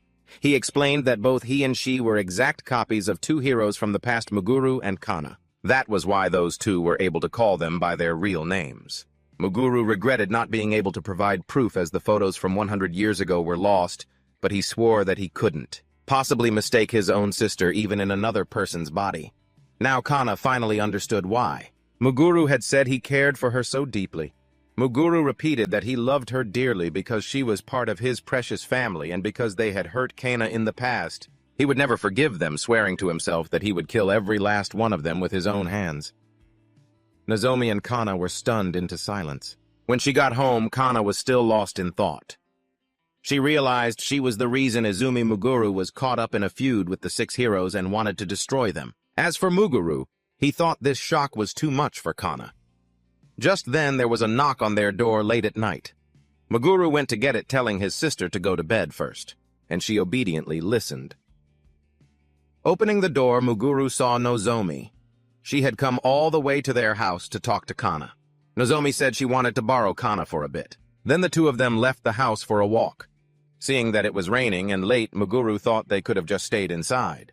Nozomi asked Kana if it bothered her that Muguru cared for her like a little sister. Kana replied that it didn't bother her anymore now that she understood the whole story. To her, as long as they could be together, their relationship didn't matter. What really troubled her was her guilt and Muguru's obsession with revenge. It worried her deeply. She believed that if he wasn't so blinded by hatred, they could have lived a more peaceful life. Moreover, she felt that she had ruined any chance for him to have a quiet life, and she was sure that her past self would never have wanted him to seek revenge either. Nozomi expressed that she understood how Izumi Muguru felt because if anyone in her party or any of her friends were struck down, and she couldn't do anything to protect them, she would feel absolutely terrible. She thought she would also lose her mind in a rage, tear her enemies to pieces, and become obsessed no matter what anyone else said. Kana then thought about how she would feel if Muguru died, and whether she would react the same way. After agreeing with Nozomi, Kana concluded that Izumi's mind was completely focused on her, and even having her join the party was just to ensure her safety. Kana believed that she wanted Nozomi to sacrifice herself for her when the time came, because if she fought alone, she wouldn't be able to use her full power and would risk dying. After thinking it over, Kana realized that was okay. She wanted to accept this possibility, because she understood the pain of losing someone you love. However, Kana still wanted to be useful to Izumi Muguru in any way possible. Furthermore, she was certain he would defeat the heroes and asserted that Muguru needed her buffs and healing to fight effectively. This was a logical premise for any hunter party. Doing whatever it takes to protect the healer is always the most basic rule, so Kana decided not to worry about Muguru protecting her anymore. She saw it as mutual support, and she felt happy that she could help him. The next day, Kana and Nozomi were discussing an emergency dungeon that was waiting for Muguru. Nozomi said they should leave immediately. Then she asked Kana what she wanted. Kana still wanted to convince him to give up on revenge, but she knew he wouldn't change his mind. Faced with this, she pretended everything was fine and expressed her desire to join them on the mission. When they arrived, they found a portal right in the middle of the street. It was a terribly inconvenient location because people couldn't get into the shop that was behind it. For this reason, the guildmaster had requested that the dungeon be cleared within the day. Muguru, our hero, wanted to handle it quickly and get the extraction stone the branch manager had mentioned. So they entered the dungeon, and the inside looked pretty normal. They even thought it was easier than usual dungeons when they found the boss room's door, very quickly without any trouble along the way. Muguru realized that the dungeon's structure was overly simplistic. Just as Nozomi stepped forward, Muguru detected a trap and shouted a warning to her. However, she had already stepped on it. But thanks to her magic armor, the trap couldn't injure her. Muguru realized that only needles had been shot out, which he found rather disappointing. Using his detection skill, Muguru realized those needles were invisible to the naked eye. They shot out from the walls when someone passed certain points. When he saw the giant needles, Nozomi remarked that no one would notice them on their first visit here. Muguru explained that A-rank dungeons always have tricks, and this place was no exception. Suddenly, two pumpkin-shaped monsters appeared. Muguru created and launched ice spikes, destroying the swarm with ease. Nozomi realized they would have to deal with both monsters and traps at the same time. Muguru asserted that these weak enemies were no threat, no matter how many there were, as long as they didn't use any tricks. After that, he cast a powerful fire spell, unleashing it on the monsters and taking out many at once. He asked Nozomi to attract the attention of as many monsters as possible, while Kana focused on healing their comrade. Nozomi, the pink-haired girl, gripped her sword and declared that she would protect Muguru's little sister. She charged into the horde of monsters with all her might. Meanwhile, Kana, the blonde girl, continuously cast healing spells. Nozomi did an excellent job of drawing the monsters aggro, and Kana noticed that although the healing spell took time, it was very easy to cast in this situation. Muguru began to channel lightning magic into his arm, then approached one of the pumpkins. He placed his hand on it and discharged the electricity. He thanked the two girls for buying him time to cast the spell, and so they won with ease. Nozomi realized that when Muguru focused on attacking, the battle ended extremely quickly. She looked at the pumpkins that had been scorched and destroyed by Muguru's lightning magic and said she wanted to make his battles easier. However, she didn't have enough defense to be his vanguard and asked how to deal with stronger opponents. Muguru knew he couldn't raise Nozomi's defense overnight, as it was limited by her class. He considered a solution to increase her agility. After all, it wouldn't matter how strong an enemy's attack was if it couldn't hit her. Muguru said he had a spell that could increase movement speed, and based on the current situation, he decided to teach Kana a new skill. 1 hour after the training session, they entered the boss room. The boss was a giant raging pumpkin, and they would practice what they had just learned on it. Nozomi, who had just learned how to increase her movement speed and attack, rushed forward at an incredible speed. Meanwhile, Kana had learned a poison-type magic that drained the target's life force. Nozomi used her shield to block the boss's attack. This made her incredibly excited. While she bought time as the vanguard, Muguru handled the rest of the fight. He launched a giant ice spike, finishing off the boss, and praised Nozomi for her support. After defeating the final monster, they finally obtained the extraction stone. The scene changes to Futaba and Hidaka. They appear at an amusement park in Chiba Prefecture. Hidaka apologized for ruining Futaba's fun day, but explained that the day to execute their plan was drawing near. Futaba knew that Hidaka had planned everything himself, so she wanted to review the details. In response, he explained the complexity of the plan, which involved crystals hidden all over Japan. It would require a sweep of the entire country. However, he revealed that the recently acquired extraction stone could be the key to collecting all the crystals at once. Hidaka warned that the problem was that this action would draw attention to them, and the collection process would take a considerable amount of time. He feared that the intervention of any powerful hunters in the country could disrupt the plan, leading to failure. Futaba immediately understood he was referring to Meguro Izumi. Just then, Hidaka revealed his strategy to fake the hunter's death. With the unpredictability of what was to come, they both needed to be ready to fight at any moment. She reacted with a silly expression, while Hidaka seriously reiterated that he was counting on her for the plan to succeed. Meanwhile, at the Hunters Association warehouse, the branch manager was taking out the most expensive sword they owned. Meguro understood that the stronger the base weapon, the greater the power it would receive. He knew that using that sword, along with its bonus stats, would be more beneficial than any other weapon he currently had. The branch manager also noticed the two girls, Nozomi and Kana, had already chosen their own weapons. Next, they moved following the branch manager down to the association's second basement, which he explained was the Red Laboratory. Here they had developed the monster-generating equipment for the promotion tests. Then a scientist used the extremely powerful blue sword and the extraction stone to enhance it. When the process was finished, Maguru noticed the weapon's appearance hadn't changed at all. However, he decided to test swing it, promising to hold back since they were in an enclosed space. He swung down lightly and the sword unleashed an incredibly powerful slash of magical energy. This startled the whole group but greatly excited the branch manager. Maguru realized the sword had become much stronger and that technology had advanced tremendously over the centuries.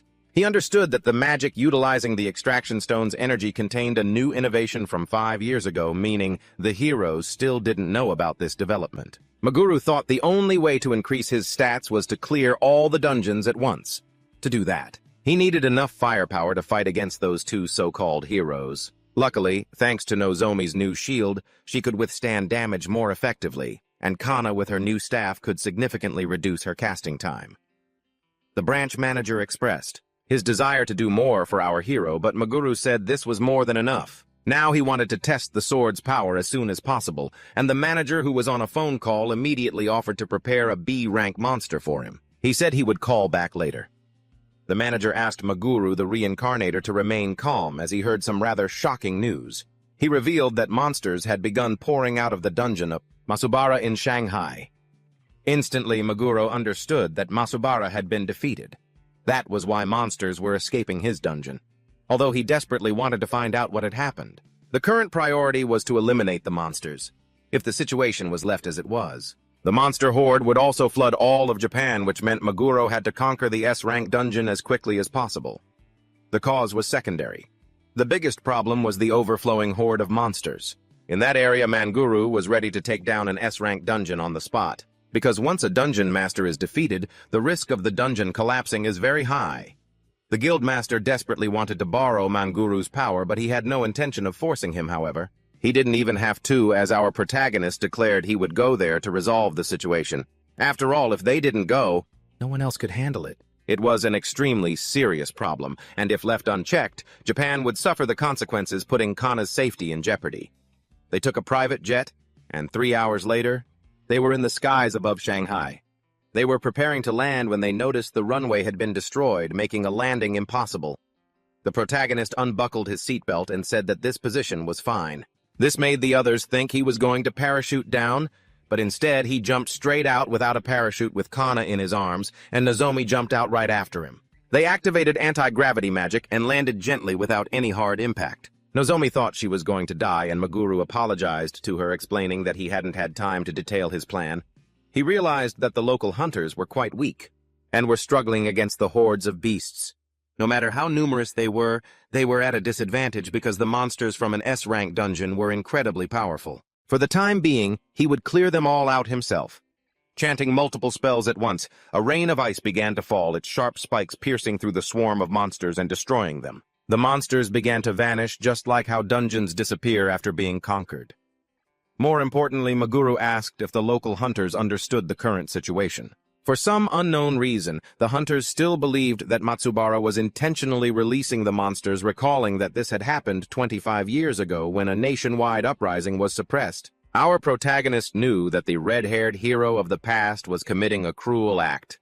Despite this, panic was still spreading among the populace, stemming from misinformation. However, Maguru made it clear that the current situation was completely different because Matsubara had been eliminated. The hunters couldn't believe it. Upon hearing he was defeated, they pressed Izumi for answers. She explained that there were actually two sources of magic, one from his body and another from the dungeon, and she could only sense one of them. This indicated the dungeon master had vanished. The place was collapsing, and as a result, monsters were pouring out. They still refused to believe it until they saw the truth with their own eyes. Just then, Matsubara appeared and tried to ambush Maguru. At the last second, our hero managed to draw his sword and block a massive hammer swing from the red-haired man Matsubara. He clearly declared that the truth was he was alive and well right before their eyes. Seeing him attack, the girls were stunned that he was still alive. They recalled that the monsters had scattered because the dungeon master had vanished. But that was absurd since Matsubara was still alive. Without hesitation, Maguru declared he would deal with him first and figure out why things had become like this later. Immediately, Matsubara lunged forward, swinging his giant hammer, but our hero nimbly dodged it. Maguru taunted him, remarking that his swings seemed less accurate than before. The red-haired man loudly denied it. For his part, Maguru knew he had just fought him recently, so there was no way he would forget his movement patterns. His own stats had definitely improved since that day, and his weapon was much stronger too. While Maguru was lost in thought, his enemy charged forward with the hammer again. To speed up the fight's tempo, Maguru used his enhanced sword to defend, astonishing his opponent. Izumi, although not fully understanding the situation, spoke up saying that Matsubara seemed weaker than in their previous encounter. Maguru then declared he would end the fight with his next blow and began to channel red magic in his hand. His enemy said he had no choice but to use his ultimate move. Maguru, thinking he was just spouting nonsense to stall for time, retorted that it wouldn't work. He immediately unleashed his incredibly powerful fire magic, creating a massive explosion that engulfed Matsubara. At that very moment, two identical clones of him suddenly appeared before his eyes. Nozomi felt it was strange that there were three Matsubaras in one place. Kana, on the other hand, worried that she wouldn't be able to tell which one was the original. Our hero tried to deduce when the enemy had acquired this ability. Soon the two clones began copying the skills Maguru was using. One charged forward with powerful sword strikes while the other began to channel fire magic. However, Maguru noticed that although the techniques were identical, the damage from their attacks seemed weaker than before. Dealing with multiple enemies at once was truly a headache for him. Suddenly, a fiery attack shot towards him and he realized he wouldn't be able to dodge in time. So he countered with a similar magic attack but with much greater intensity. To wipe out the enemy, he quickly regained his balance and reassured his group that he was completely fine without a scratch.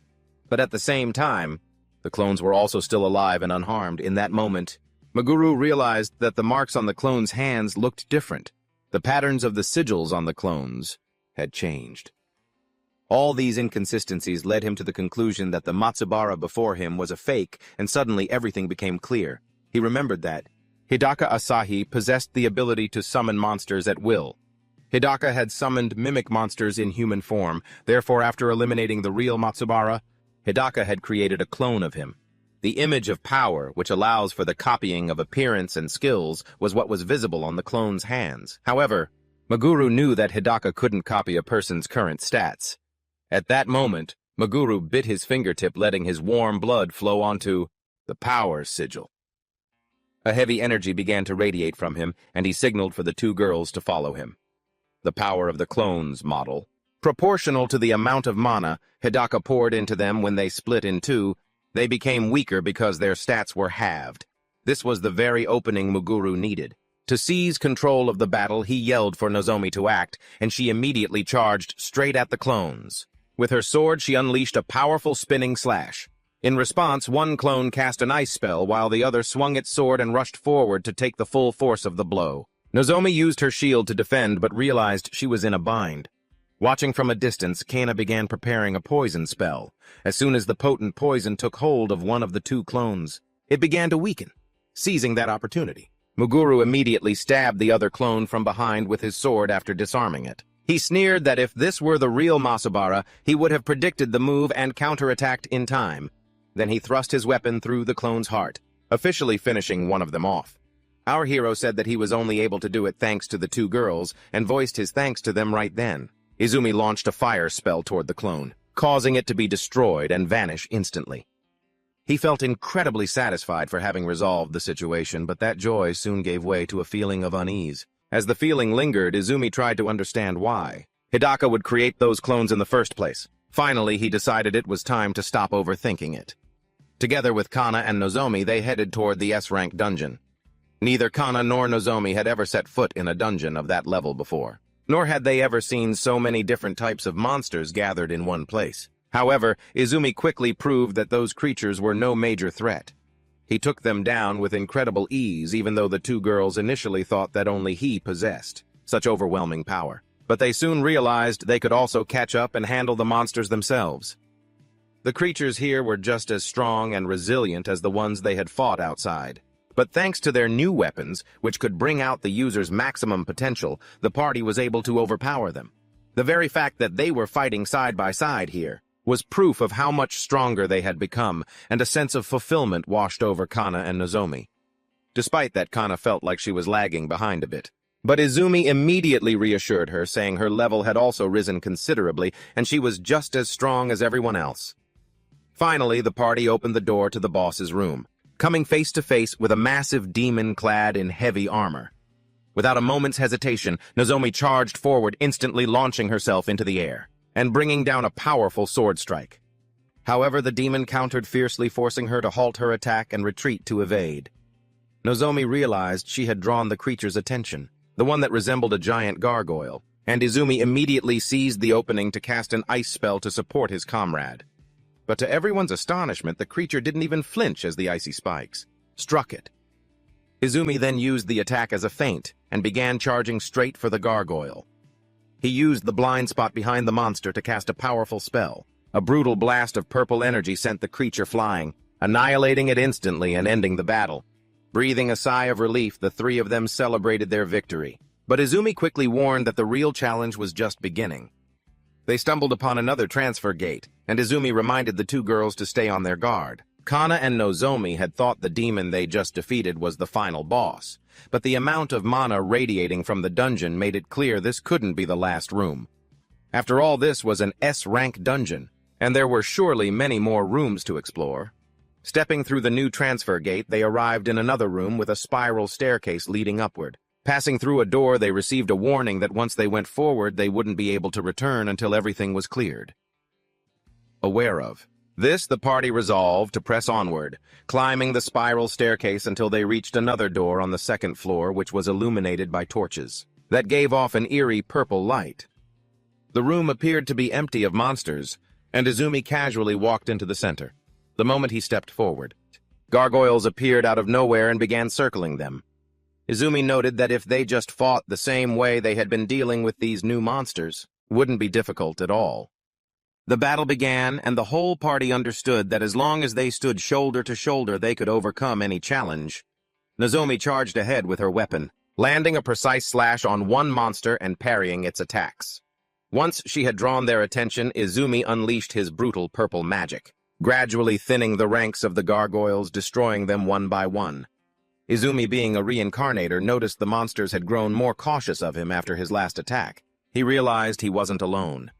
While the horde of gargoyles was busy with him, Nozomi had circled around to attack from behind, taking blows from both the front and the rear. The monsters began to falter. Even though their individual stats weren't low, their lack of coordination was glaringly obvious. Izumi wondered if this was the limit of Masubara, the one who created this dungeon, or simply his personal preference. However, it no longer mattered, because to them these creatures were no longer a real threat.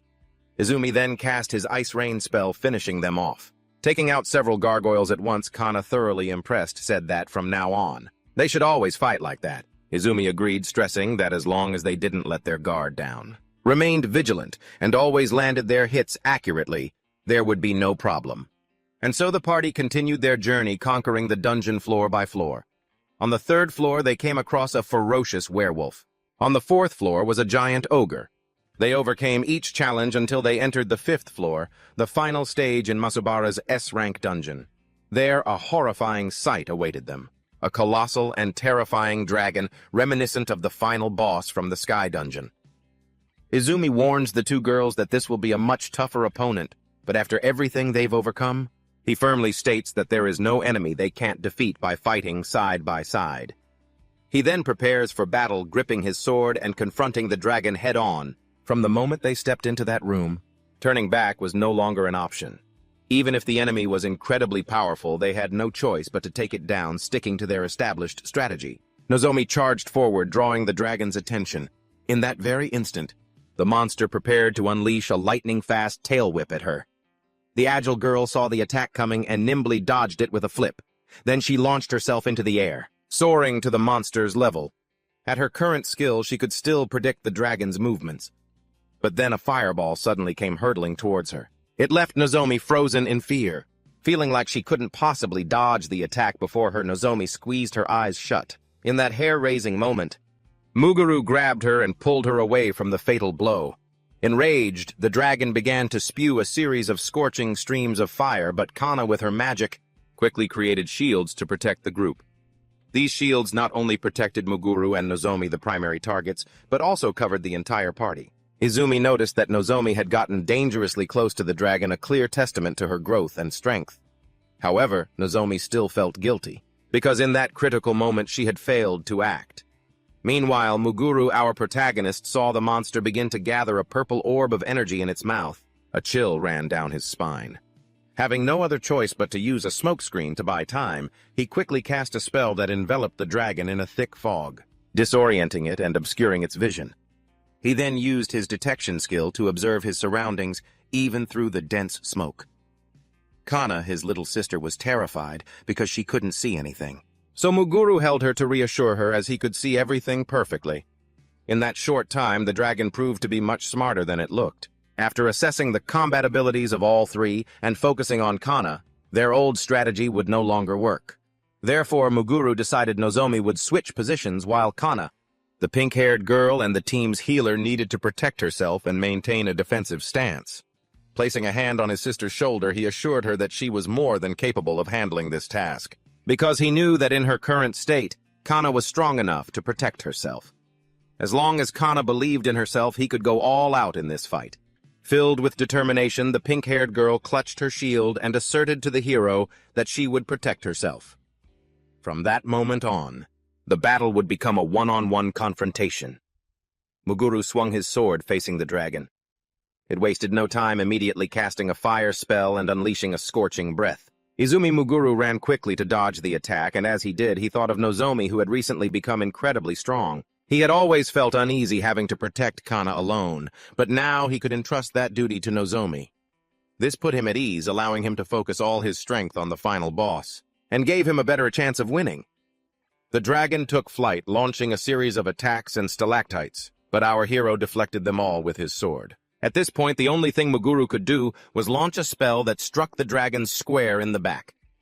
However, the monster was unfazed, proving its immense durability. Normal attacks weren't dealing much damage, but Muguru knew that no matter how tough the monster was, it definitely had a weak point. Observing the creature's joints, he noticed they were very flexible and soft. All he had to do was focus his attacks there. Muguru charged in, aiming to strike the joints, but the ferocious monster wouldn't let him get close. The moment the dragon attacked, he seized the opportunity to slide under its belly and unleash a strike. That very sword blow hit the weak spot, leaving a deep gash on the dragon's leg joint. The monster roared in pain. Blood began to pour from the wound. To take down such a colossal monster with just a single attack was truly impressive. Our hero gripped his sword menacingly, clearly declaring that he would end this fight. Immediately, the dragon dove low to the ground to attack him, and Muguru sensed something was wrong. The creature began to transform, changing color, while the magical energy it wielded also changed. This was a phenomenon that occurred when it took a certain amount of damage. The monster would transform and enhance all of its stats.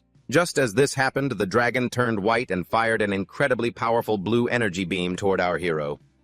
Muguru swung his sword, mustering an immense amount of strength to block that brutal energy stream. He managed to block the attack, but quickly realized he couldn't completely deflect its power. In that instant, the dragon's power overwhelmed him, sending our hero flying.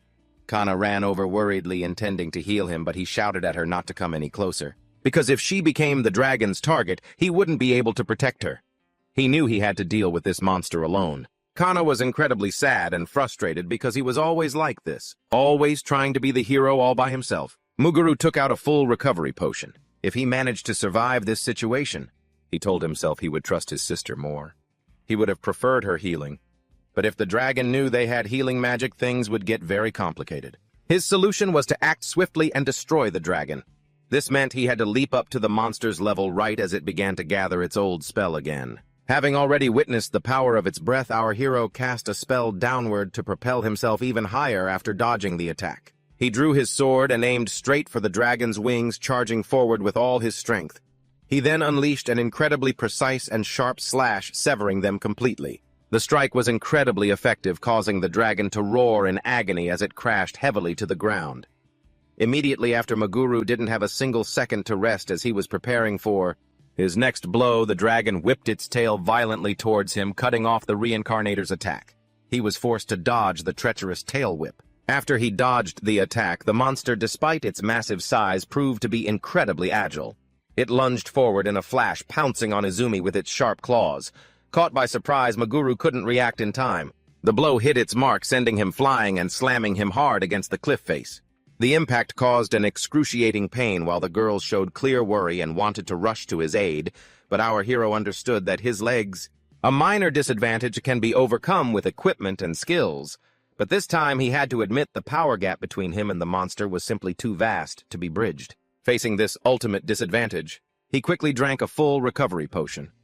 Maguru calculated that if he destroyed that cliff wall, he could open an escape route. His plan was to act as a decoy so the two girls could escape as he saw no other way. With that resolve, he shouted for them to listen carefully, declaring he would shatter the wall. But before he could finish explaining his plan, the white dragon charged in to attack again. The monster's tail whip shattered the magic the main character was gathering, crushing his plan. As the dragon prepared to strike with its tail once more, Maguru quickly created a magic shield to defend himself.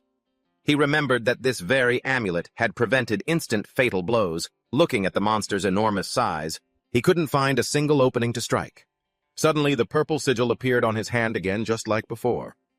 The system then asked if he wanted to activate the sigil of responsibility to attain ultimate power. Maguru knew if he accepted, he would gain limitless power and defeat the monster. However, he also understood that if he couldn't eliminate the target within 300 seconds, he would die. Seeing the dragon roaring fiercely, Maguru felt the immense pressure, unsure of what to do. Without a moment's hesitation, his answer was no. He knew that even if he sacrificed himself to take down the dragon, it wouldn't guarantee Kana's safety forever. So he decided to let the girls escape first, and then retreat with them. Even if it meant being a decoy, Maguru had no intention of dying here. He began to cast a new spell, freezing several weak points on the dragon, including its giant claws.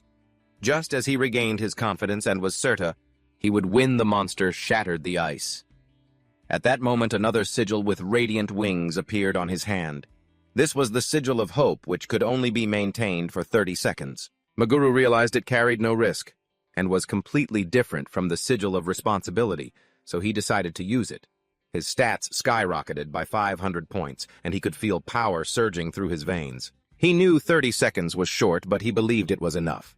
He charged straight at the dragon as it was trying to swing its murderous claws. He immediately dodged out of the way, because he could see through every attack. With no time to waste, Maguru noticed the dragon gathering its poison breath. Though he knew it was risky, he decided to close the distance. He leaped and cast a downward spell to propel himself high into the air, closing in on the enemy. He was certain this would be the decisive blow. He launched an ice spear with maximum power, just as the dragon spewed its green poison breath. The two streams of power collided violently until the monster took a direct hit, was miserably defeated, and completely annihilated. Our hero received a double stat increase, as expected of an S-rank dungeon. In addition, he also gained 50 points from the Sigil of Responsibility, a side effect of the Sigil of Hope. Unlike the other sigil, this one didn't drain his energy, and he wondered where that sigil had come from. When it was all over, he received the Sigil of the Soul, a high-level reward. However, he didn't see any noticeable change in his appearance and wondered if he could now use Masubara's power. Just then, Kana appeared, calling his name loudly and throwing her arms around him. The reincarnated hero showed that he was all right, easing the worries of his little sister, who had just realized how much stronger her brother had suddenly become. How much? Nozomi asked if letting the enemy lower its guard was part of the plan. Maguru replied that it wasn't. He just suddenly felt a surge of power that he himself didn't fully understand yet. He promised to explain it to her after he'd looked into it thoroughly, but for now, he wanted to leave this place immediately. Even though he didn't fully grasp what had happened, he was still happy they had cleared the entire dungeon. While Maguru was contacting the branch manager of the Hunters Guild, let's go back to what happened 8 hours earlier. Futaba and Hidaka watched the hunters land from the plane and thought to themselves that the time had come. Somewhere in the city center, a few skeletons were clawing at a fence, attracting the attention of a guard. Futaba, the one controlling the skeletons, tricked the guard and cast a spell to finish him off. She took him down because he dared to touch her with his filthy hands. Just then, she gave a wicked smirk and said that the real fun was just beginning. If they could get to the evacuation camp, they would be able to contact each other. Nozomi suggested they head for the airport, though Maguru thought the distance was too far. Despite his objections, the group still headed to the evacuation camp, where they came across countless injured people. Kana was horrified by the sight. Meanwhile, Izumi remarked bitterly that the wounds inflicted by monsters were truly impossible to heal. Kana, his little sister, realized he was speaking from his own experience. As soon as he entered a tent, Meguru asked the group of hunters about the extent of the damage. They explained that the situation was critical, with countless people injured and a lack of healers, leaving them unsure of what to do. Although Izumi wanted to help, he felt powerless because he was just a jobless, and this task was completely beyond his capabilities even for an expert like Kana. The scale of this tragedy seemed too large to control. At that moment, Kana asked to borrow Meguru's magical power. She explained that her own magic was running out, and so she desperately needed his help. She clarified that while healers aren't great at directly restoring vitality, they are extremely skilled at exchanging magical power. This meant they could turn the situation around by drawing magic from others and distributing it to those in need.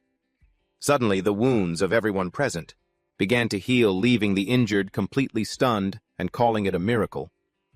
Kana turned to thank Meguru, telling him that the credit belonged to him. Because it was your own magic that created that miracle. Izumi was incredibly impressed, thinking that even with enough mana he could never do something like that. At the same time, heaping praise on his little sister Nozomi's incredible achievement, he pulled her into a celebratory hug for having healed everyone after a moment of relieved sighs. Meguru announced that the monsters would no longer appear, revealing to the hunters that Kana and Izumi had conquered the dungeon. Everyone listened in surprise as he explained that someone must have killed Masubara, which was the reason the dungeon went berserk and spawned the monsters, while those present wondered who could have done that to the former hero. Meguro theorized, though unconfirmed, that it was a fake Masubara left behind by Hidaka.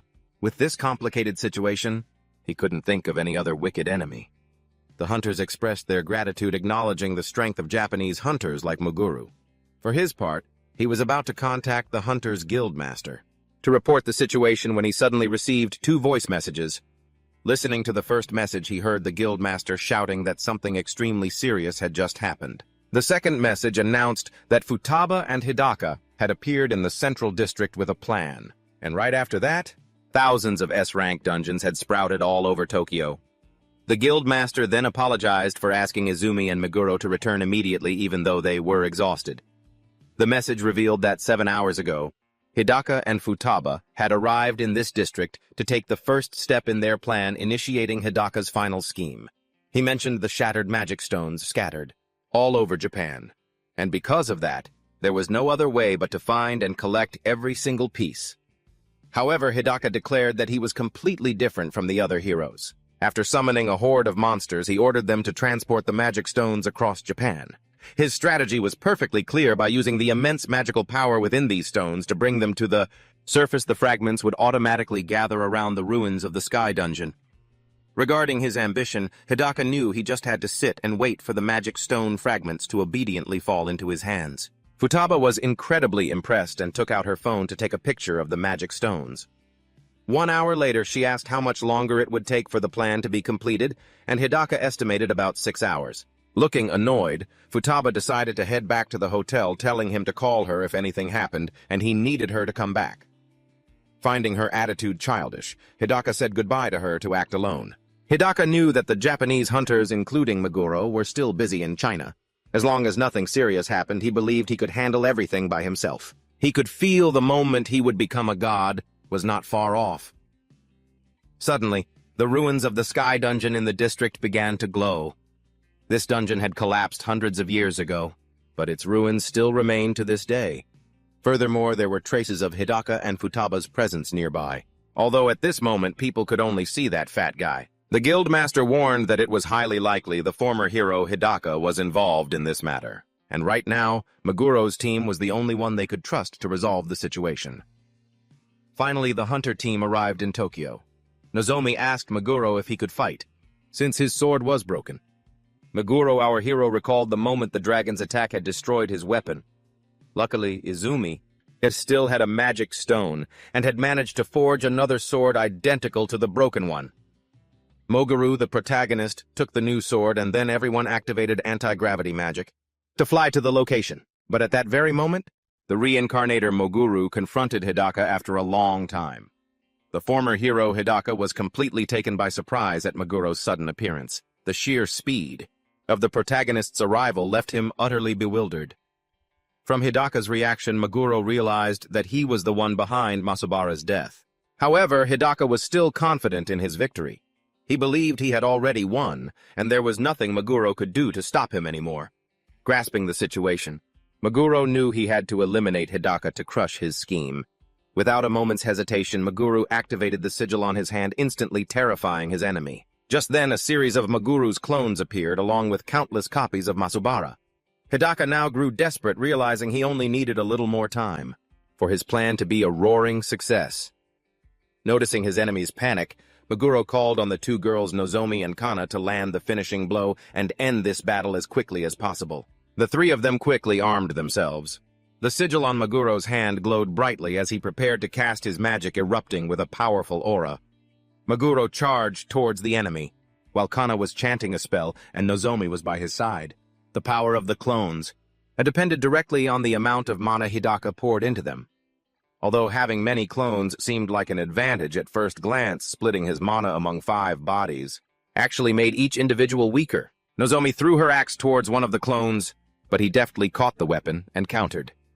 The clone swung the axe, nearly splitting the girl in two, but she managed to dodge. However, he followed up with another attack. Nozomi had to block the blow with her shield, then used that same shield to knock the clone away. As the clone tried to seize the opportunity to strike again, Meguro appeared and slammed him to the ground. As the clones were gradually defeated, Hidaka's desperation grew. Only 2 clones remained, and one of them held a giant shield, one of the 2 girls probably. Nozomi charged forward to attack him with her weapon, but was blocked by that massive shield. The clone smirked and used his own shield to smash into the girl, sending her flying. Immediately after, she took a direct punch that sent her flying even further, leaving her heavily injured. She realized that the clones in Japan were stronger than the ones back in China, and wondered what the hell was going on when he saw the 5 copies get back up even more energetic than before. One of the copies launched a fire-type spell at Meguro, but he dodged it with ease. Meguro noticed the power of the spells they could cast and wondered why they didn't attack with their full strength afterwards. He decided to use his most powerful skills to end this battle. Once and for all, he cast a spell calling sharp spikes to rise from the ground. The shield-wielding copy hurriedly defended against the attack, and Meguro took advantage of that defensive posture to rush forward. Attacking from below, where the target had no line of sight, his attack only left a small cut on the copy's arm. Its skin was astonishingly tough. Meguro wondered why the copy had switched to attacking when its defense was so good. It should have just ignored his blow and attacked him head-on with its sword. Pondering the possible reasons, he came up with a few theories to confirm his hypothesis. Meguro decided to test something and drew his sword. While the 2 girls took out their phones, he cast a low-to-the-ground spell which created a massive wall of ice, splitting the copies apart, and the trio moved in to attack them. Meguro charged at 2 of the copies. He swung his sword, knocking them down and dealing significant damage. When one of them attacked him with a flimsy sword, Meguro parried the blow, broke the weapon in 2, and then powerfully threw the copy away. The remaining copy tried to throw a punch, but Meguro countered with a spell. A giant ice spike pierced through the middle of the copy's body. The message Meguro sent the girls was about dividing the enemy with a barrier spell, and with Kana's support magic he could advance on the enemy while Nozomi defended with her shield. The 2 girls fought with much better synchronization when facing the 2 copies. Kana neutralized one of the copy's spells by grabbing its fingers and disabling the incantation at that very moment. Nozomi seized the opening to swing her sword, striking down the enemy. With Maguru's plan, they managed to defeat the toughest copies. It seemed these imposters didn't possess balanced stats. One had good attack power but was fragile, while the one using powerful magic was weak in other aspects. Instead of being well-rounded, they only excelled in specific areas. Maguru's strategy was simple: expose their weaknesses and focus on their flaws. He believed he had completely figured out how these copies worked. He declared that such petty tricks wouldn't work on him, and that Hidaka had underestimated the trio. Meanwhile, Hidaka was trying to buy another 5 minutes, considering his plan to be perfect. But anticipating it wouldn't be completely effective, he had prepared additional countermeasures, treating this situation as a test. Meguro now had a firm grasp on the enemy's stats, making the copies disappear. Hidaka declared that Maguru's chance of winning was 0%. Our hero Meguro replied that they'd have to see how the fight played out, using the counterfeit ability badge, which also allowed him to use the copy power on himself. Hidaka took the crystal and through it created countless copies of himself. Meguro found this act ridiculous, as he had already anticipated it, and believing the result would be the same, he chanted and threw several fireballs at the cumbersome copies. Amidst the smoke and dust, the remaining copies used the crystal and summoned a giant monster. The counterattack took the form of a terrifying giant centipede that charged at our protagonist, delivering an incredibly fast and powerful tail whip. It caught him by surprise. Furthermore, countless skeletons began to be summoned from spatial gates, making Maguru momentarily fearful, thinking he wouldn't be able to dodge in time as the horde of skeletons swarmed him. They piled on top of him, crushing him. However, our hero suddenly burst up, throwing the undead horde off. Hidaka then remarked that he had too many wasted movements. He declared that there was no need for an overly tough defense or heavy attacks because as long as he maintained balance, he would surely win. Maguru noticed that Hidaka only focused his defense on the points that would receive an attack, which posed a huge problem, because Hidaka was using magic drawn from the stone to summon his copies. If he could use this ability indefinitely, the longer the battle dragged on, the more disadvantaged the trio would be. A skeleton charged at Maguru, and he immediately launched a counterattack, realizing it was impossible to destroy such a huge number of monsters. He decided to play his trump card and asked Hidaka if he had ever heard of a true clone from the Soul Seal. This was a new seal Maguru had obtained after conquering Masubara's dungeon. He automatically understood how to use it, and a glowing red seal appeared on the back of his hand. All he needed now was the extraction stone, the exact same kind of stone that Masubara once used to clone Japan. Unlike Hidaka, Maguru didn't have the ability to create copies of other people. However, in the current situation, his own unique power proved to be far superior in combat, and he began to activate the seal. Maguru shot towards the enemy, unleashing the skill he had acquired from Masubara after clearing the dungeon. This utterly shocked Hidaka, as he had never heard of this technique, and he never expected to face a copy of Maguru. The first Maguru cast an extremely powerful purple spell, while the second Maguru rushed forward, slashing directly at the giant centipede with his sword. With this synchronized combination, they landed a critical blow on the giant centipede. The girls felt that what Maguru was doing was truly unbelievable. They wondered which one was the real Izumi, and they were convinced that the real one was the swordsman who had just jumped in front of them to protect them. Maguru then explained that Hidaka's seal belonged to the summoning school of magic, but both versions of Maguru here were real. It was just that the nature of their powers was slightly different. To put it simply, Maguru explained that he had just split himself into two halves in that instant. Both of them simultaneously gathered their magic to summon a lightning strike of terrifying destructive power, then charged straight at the enemy. With two versions of himself, his power was also multiplied. That power was proven in practice when one of the two unleashed a powerful bolt of lightning at the centipede, obliterating it with a single spell. Even Hidaka was caught in the blast and sent flying, and our protagonist immediately slipped behind him, starting to take full advantage of his specialized stats as Maguru swung his sword, slashing through Hidaka's body. He finished off the former hero's clone, leaving only the original trembling in fear. A strike with such high precision and specialization is incredibly dangerous, but Maguru wanted to overwhelm him with a skill of pure power instead. He had exposed the enemy's critical weakness, and in that instant Maguru succeeded in tearing off one of Hidaka's arms. Maguru scoffed.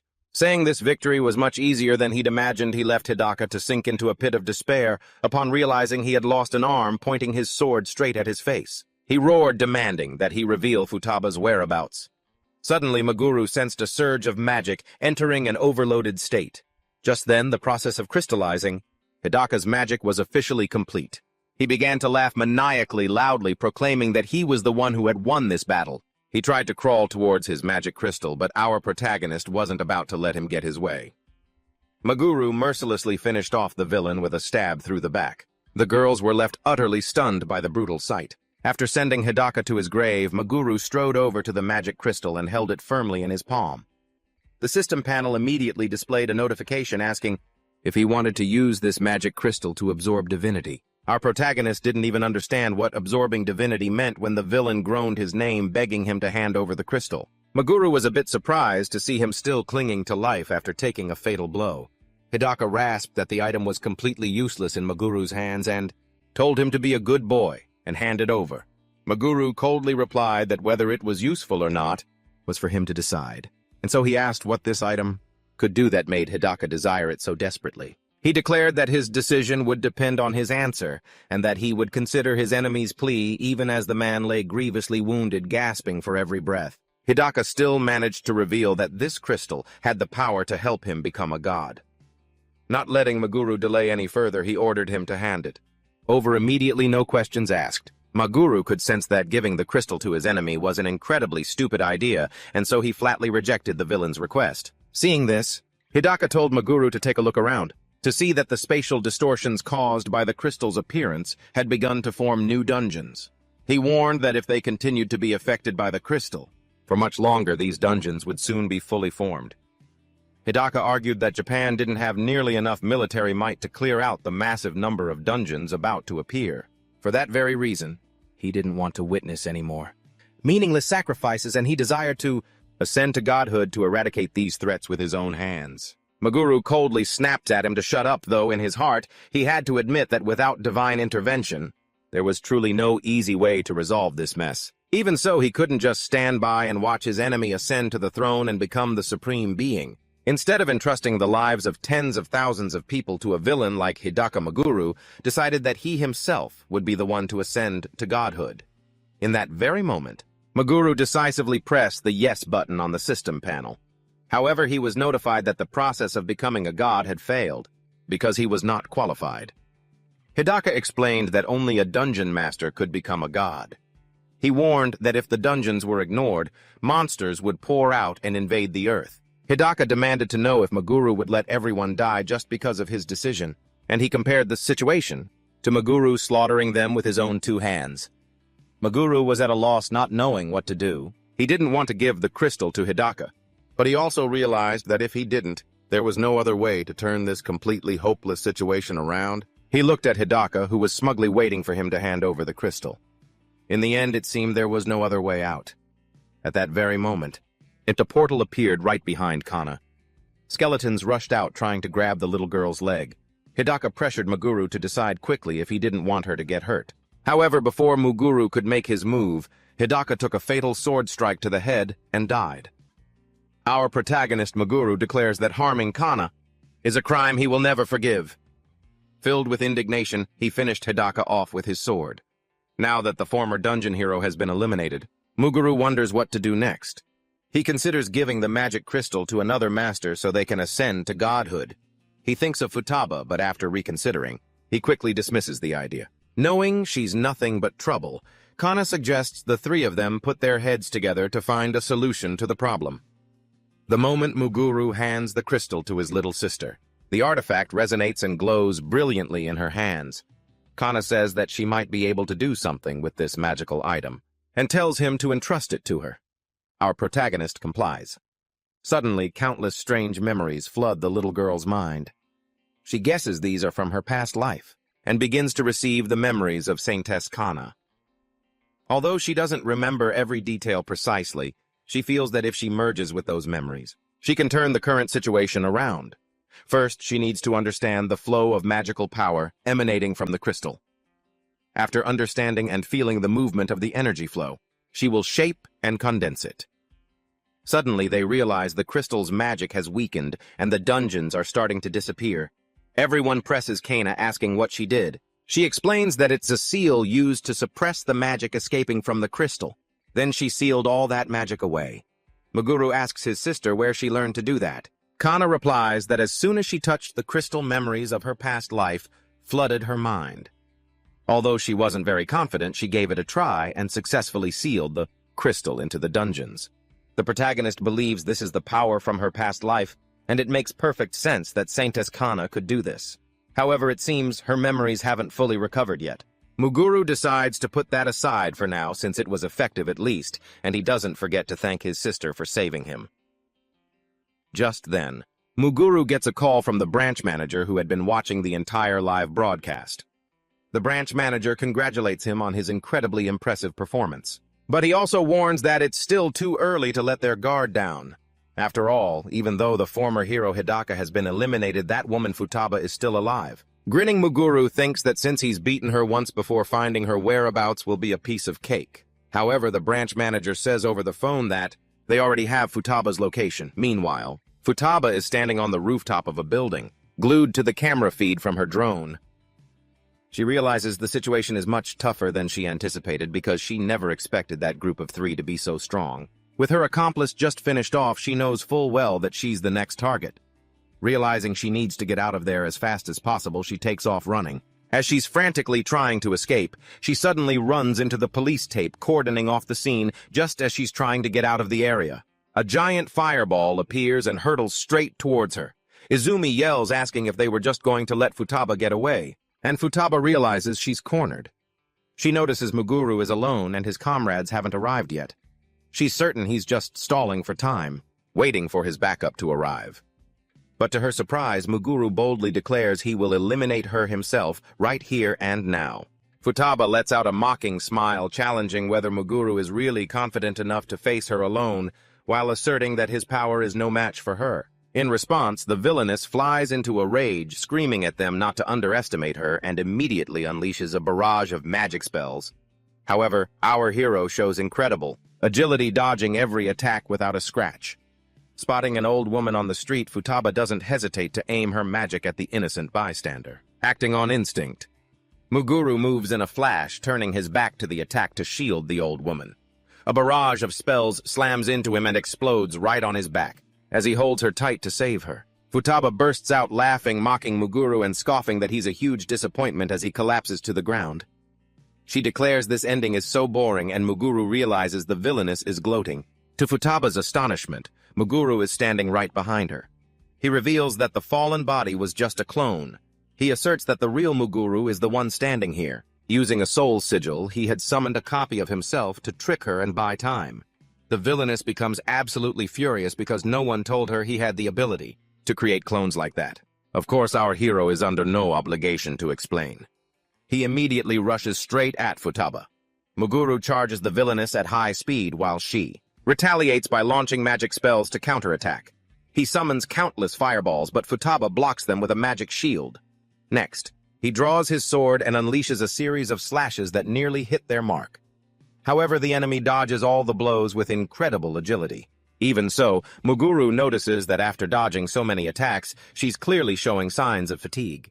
Seeing this, he decides to attack her once more, knowing his chances have increased. Just then, Nozomi appears running side by side with Muguru, our reincarnated hero. She suggests setting a trap to corner Futaba from both sides, ever since touching the mana crystal. The healer has learned a ton of new skills, and the magic she just cast is proof of that. As she strikes her staff firmly on the ground, a huge source of energy begins to radiate outwards, and Futaba also notices the arrival of the two girls. The villainess screams that seeing happy girls makes her blood boil, and she intends to wipe them both out. Therefore, she unleashes a barrage of homing explosive spells towards Nozomi. The guided magic missile explodes, but Nozomi manages to protect herself in time and takes no damage whatsoever. Through the thick smoke, she charges straight at the villainess, who is stunned to see her completely unscathed. Nozomi then unleashes a sword strike, but it's blocked by Futaba's shield. However, Moguro had circled around behind her to cut her off, and Futaba was completely unaware of his presence. And a century ago, one of the reasons Nozomi was chosen as a dungeon challenger was because, in addition to being a healer, she was also an outstanding high-level guardian. Because of this, Nozomi could keep advancing without any difficulty or worry, because right at that moment, Nozomi suddenly appeared from behind her, swinging her sword and landing a precise strike on her arm. Muguru landed a magic-infused punch right into Futaba's back. The villain took heavy damage and was sent flying by his explosive power, but even so, Futaba wasn't dead yet. Meanwhile, Nozomi and Muguru once again tightened their circle around her. She began to despair, knowing full well that if the fight continued like this, she would certainly be killed. Though she hated to use it as it wasn't her style, she realized this was no time to be picky, and so she activated the mark on her hand. Our protagonist and his comrades also decided to end the battle right at this very moment. After activating the mark, pitch-black wings sprouted from the villain's back, and she dashed away, dodging Nozomi's attack with terrifying speed. The enemy vanished, then suddenly reappeared on top of a traffic light. She then transformed into a formidable creature with pitch-black eyes, sharp claws, and enormous wings. Futaba was furious at having to use a power that made her look so hideous. Suddenly she took flight, hovering in the air. She chanted and launched a magic missile toward the two of them, but it was blocked by Izumi Muguru's blade. Before they could react, Futaba, in her demonic form, lunged forward with extreme hatred, unleashing a flurry of lightning-fast attacks and landing a punch on Nozomi. The blow sent the healer flying a great distance. The force of it was so great that it knocked her unconscious. Muguru thought to himself that enhancing one's power through transformation was one thing, but those wings were the real problem. Our hero had been certain that he'd turned the tables into a 3-on-1 battle, but after this transformation, they no longer held the combat advantage. Realizing this, Muguru knew they had no chance of winning unless he could sever her wings. Just then, Nozomi woke up and asked how they were going to do that. Muguru had no plan, nor did he know if they even had a chance of pulling off such a miracle. Thanks to the Soul Seal, he now understood how to activate these marks, activating the Soul Seal on his hand. Muguru felt that with this power, he could take care of the villain. Muguru knew that if he didn't finish Futaba within 300 seconds, he would be the one to die. But that prospect didn't faze him at all, because he could see the path to victory. Through her own mark, Kana immediately used support magic to strengthen both warriors Muguru and Nozomi. With these buffs and the activated marks, Muguru's spells became significantly more powerful. As she took the hits, Futaba wondered just how many marks Muguru possessed. Still, she defended herself with a magic shield, confident that level of attack couldn't even scratch her. But when she felt the impact, the villain realized Muguru's marks didn't seem to be anything special. Just then, Nozomi surprised her by rushing in at blinding speed with a charged-up attack. Her comrades Muguru and Kana put all their faith in Nozomi's strike. She swung her sword, unleashing a slash with all her might. However, Nozomi's attack missed its mark as Futaba dodged with keen agility. She immediately countered, landing a direct hit to Nozomi's stomach. Nozomi was sent flying backward and began to fall from a dangerous height. Without hesitation, Muguru launched himself between the buildings. He caught the girl in his arms, saving her and landing safely. Nozomi had only managed to withstand the villain's attack thanks to Kana's protective barrier. Nozomi asked Kana to heal her while she had an opening. Then she apologized for missing the villain. Izumi Muguru thanked Nozomi because now he completely understood Futaba's special ability. As for the villain, she flew straight towards the building where they were hiding.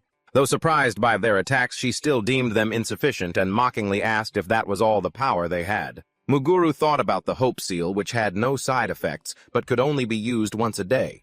Now he would have to rely entirely on the Duty Seal, which he was sure would be enough. After all, there were still a full 60 seconds left. He began to dive from the top of the building. Feeling it was time to act, he dodged Futaba's spells and launched his ice crystals. Finally, he channeled his power for an extremely strong sword strike, but it was blocked by her magic shield. The two were locked in a struggle of power, and when Futaba realized she was losing, she began to fly upwards. As long as she could maintain distance, she'd have the advantage. So she continued to fly higher and higher.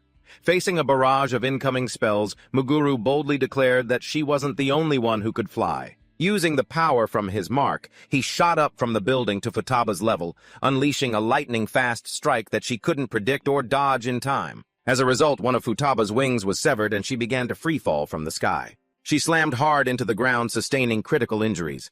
Our protagonist had used anti-gravity magic, a skill that consumed a massive amount of mana but was decisive. In that life-or-death moment, he had gained the upper hand and created an opening, seizing the chance to injure the villain and take one of her wings. Now the situation had returned to a 3-on-1 with Futaba collapsed and completely unable to fight. The enemy began to cry out in desperation, begging them not to take her life as she cried and reverted to her original form. She sobbed, pleading to be spared. Izumi Muguru smirked, pretending he would grant her request. The very moment a flicker of hope appeared in her eyes, our hero showed his true hand. There was no way he would spare her. In her desperation, she swore she would do anything to live and began to remove her clothes. But our hero had not the slightest interest in her offer. He coldly finished her off, thrusting his sword through the chest of the former hero Futaba, thus completing his revenge. Looking at the Duty Seal on his hand, Muguru's vision began to blur, and he felt so exhausted he was about to collapse. His two comrades Kana and Nozomi ran to support him gently, telling him he did a great job. Afterwards, the three of them returned to the Hunters Association where the guildmaster poured them coffee. He invited them in and apologized for letting the three of them fight in such a way. But he also didn't forget to congratulate them on their impressive performance. Upon seeing the magic crystal, the guildmaster suggested that the association keep it. However, Muguru decided that they would keep the crystal themselves. Although the guildmaster was reluctant to admit it, he would still rather trust this young man than that association. Even when sealed, the magic crystal does not lose its effect. If the seal is broken, countless dungeons will once again descend upon this world. There are two known ways to break this seal. The first way is if Kana voluntarily undoes it, and the second way is if Kana is killed. However, they cannot control whether other methods exist or not. Keeping the crystal with them is the safest option for now. Moreover, other hero groups will surely hunt for this item. Muguru knows that keeping the crystal will attract vicious enemies, and that is exactly what he wants, because it will give him an advantage. Nozomi then asked what they should do now. The director explained that when a dungeon master is destroyed, their dungeon will collapse within 2 weeks. If the local hunters can't handle it, they will have to clear the area themselves. The prospect of facing 2 S-rank dungeons at the same time startled Nozomi and Izumi's sister. The director concluded that they should discuss the situation with the local authorities. First and for now, they should rest. Meanwhile, on a global scale, the ancient heroes began to awaken to new realities. In Peru, one such hero discovered that Muguru had just been reincarnated. At the same time in Chile, a female ancient hero also learned of Kana's return, and in Egypt, another ancient hero also became aware of these events. All of them quickly realized Muguru's potential and the terrifying truth that sigils could be stolen. The hero in Peru, revealed to be Tsurumi, prepared for his departure. Carrying his bow and arrows, he plotted a course to Paris first, then to Tokyo, firmly asserting that he would resolve this situation. As for the female hero, she realized that the stone mentioned was in fact the magic crystal. Although she considered Hidaka to be useless in a way, he had saved her some of the effort of searching for the crystal. Moreover, everyone noticed that Muguru could use Masubara's sigil, and the question of how he did it remained a mystery. The woman noted that they had brushed Sarashi aside, and Tsurumi must have realized this as well. Soon she decided to follow a route from London, flying directly to Tokyo. 4 days later in Tokyo, she finally arrived and found it strange that a magic spell had been cast to drive people away from the area. Suddenly an explosion came at her and she blocked it with her magic shield. The explosion originated from a golden arrow shot by Tsurumi. She had anticipated his presence, but Tsurumi had coincidentally discovered she was coming to Tokyo, so he followed her. He remarked that this greeting was a bit rude, after all this time apart. The archer activated the sigil on his hand and unleashed a rain of arrows, declaring that sooner or later they would have to eliminate each other. Despite once being comrades, using the hero sigil, he launched a direct magical assault, although it was just magic enhanced by the sigil. However, the terrifying speed and the sheer number of arrows made the situation extremely dangerous. In response, the female mage activated her own sigil of wisdom and great magic, draining mana from the ley lines and nature. She gathered everything into a large fireball, launching this massive energy sphere towards the archer. He tried to block the attack with a few arrows, but realized it was futile to stop such an absurd spell. He began to flee the scene just as the spell crashed down on the spot where he had just been standing. Everything exploded, creating terrifying destruction. She realized Tsurumi possessed superior agility to her and concluded that in a one-on-one fight, she probably wouldn't easily win or lose. It was still too early to predict the outcome of this battle, but suddenly the archer sprouted black wings. Using the sage sigil, he manifested giant wings and a hideous demonic form when he activated them. He began to glide through the air and charged up a huge glowing arrow, finally launching it with the power of lightning. The arrow radiated energy, piercing the female mage's shoulder. It caused her excruciating pain and her body convulsed from the electric shock. The archer, satisfied with his attack, decided to leave the battle for now and flew away. He left the female mage behind, filled with absolute resentment.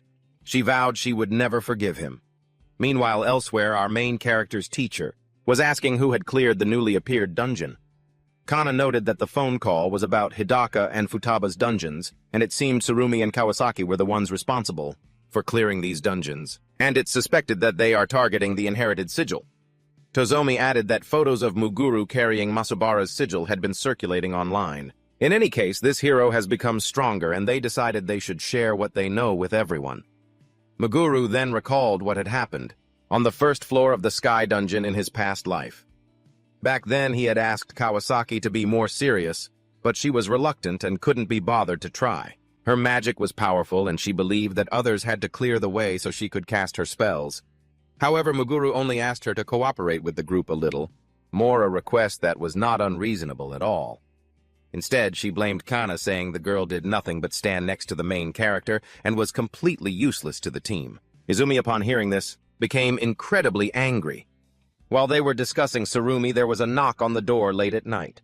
Suddenly, Tsurumi himself appeared at Muguru's door. Without even a "long time no see," Muguru didn't hesitate to ask why he was there, drawing his sword and attacking immediately, unwilling to waste this surprise opportunity. Meanwhile, the girls, on the other hand, thought it might be one of Muguru's fans, since he had become so famous after the live stream that he even had an avid female fan club. Kana got up, deciding to see who could be knocking at this late hour, and Nozomi went with her. As they stepped out of the room, they saw our hero in a fierce battle with the archer. They immediately recognized the former bow hero, the one who was part of the group of 6 from hundreds of years ago. Tsurumi spoke up, saying he didn't come here to fight Muguru, and begged him to stop. Our hero ceased his attack. He pressed the tip of his sword to Tsurumi's neck and asked what his real purpose was. The archer revealed that he had discovered Muguru was a reincarnated person and that he came here to apologize for what happened 100 years ago. Muguru didn't believe his apology and suspected he had malicious intent. He pressed him, asking if Tsurumi was trying to get him to lower his guard for a sneak attack. For Izumi, this former hero had gone too far, and his crime couldn't be erased by a mere apology. When Izumi told him to go atone in the afterlife, Muguru prepared to swing his sword once more. Despite facing Izumi's deadly blade, Tsurumi still shouted, insisting that he had protested the other's crime until the very last moment. However, he revealed that he had been forced. If he had stood up to protect Muguru and his sister, he would have been killed too, so he had no other choice. Kana then intervened, holding Izumi back and asking him to please give Tsurumi a chance at least to hear his explanation. Muguru's heart softened, and he decided to give him a chance, lowering his sword. They sat down to talk, and Izumi asked the reason for the archer's visit. Tsurumi replied that he came to apologize for abandoning the 2 siblings and turning a blind eye as they were murdered. As a hero, he should have been an example for others, but instead, he committed an unforgivable crime. He admitted that the excuse of being threatened was truly pathetic, and that was why he was here, ready to bear the responsibility for what happened to the 2 of them. Muguru stood up and declared it was time for Tsurumi to pay for his sins. The archer argued that killing him now wouldn't change anything. Izumi agreed, but admitted that it would at least make him feel better. Moreover, it would eliminate one more threat hanging over his sister Kana. He mulled over the thought that even if he eliminated Tsurumi Kawasaki or Sarashi, there were still other heroes, some even stronger than this archer. For this very reason, Tsurumi didn't ask for forgiveness. Instead, he offered to help Izumi get his revenge, promising to reveal everything about the other heroes and do whatever was necessary. When it was all over, Izumi would have full authority to deal with him. Whether he lived or died would be his decision. Izumi Muguru then drew his sword and declared he would finish the former hero right here and now. Tsurumi was terrified, but the blade didn't fall. Muguru was just testing to see if he would be a trustworthy ally. This meant that he trusted Tsurumi, albeit not completely, and accepted his offer. For Tsurumi, that was more than enough, and he promised to use his honorable actions to prove his words weren't empty. The next day, he would accompany them to the Hunter Association to share the information he had. The archer nodded in agreement. A while later, the girls asked Izumi how much of Tsurumi's story he believed. Our hero replied that at the very least, Tsurumi also wanted to defeat the other heroes. As for what tricks he might pull after that remained to be seen. But as long as their goals were aligned, everything would be fine. Nozomi was surprised by Muguru's unusual calmness. He explained that Tsurumi wasn't strong enough to make him feel threatened, even after exchanging just a few blows. Muguru had realized that his stats completely overwhelmed the archers. Even if Tsurumi were to betray him, he still had more than enough power to finish him in the blink of an eye. It was this absolute confidence that helped Izumi. Muguru maintained his composure. Meanwhile, in a D-rank dungeon, a giant scorpion was lunging at and tearing into a hunter.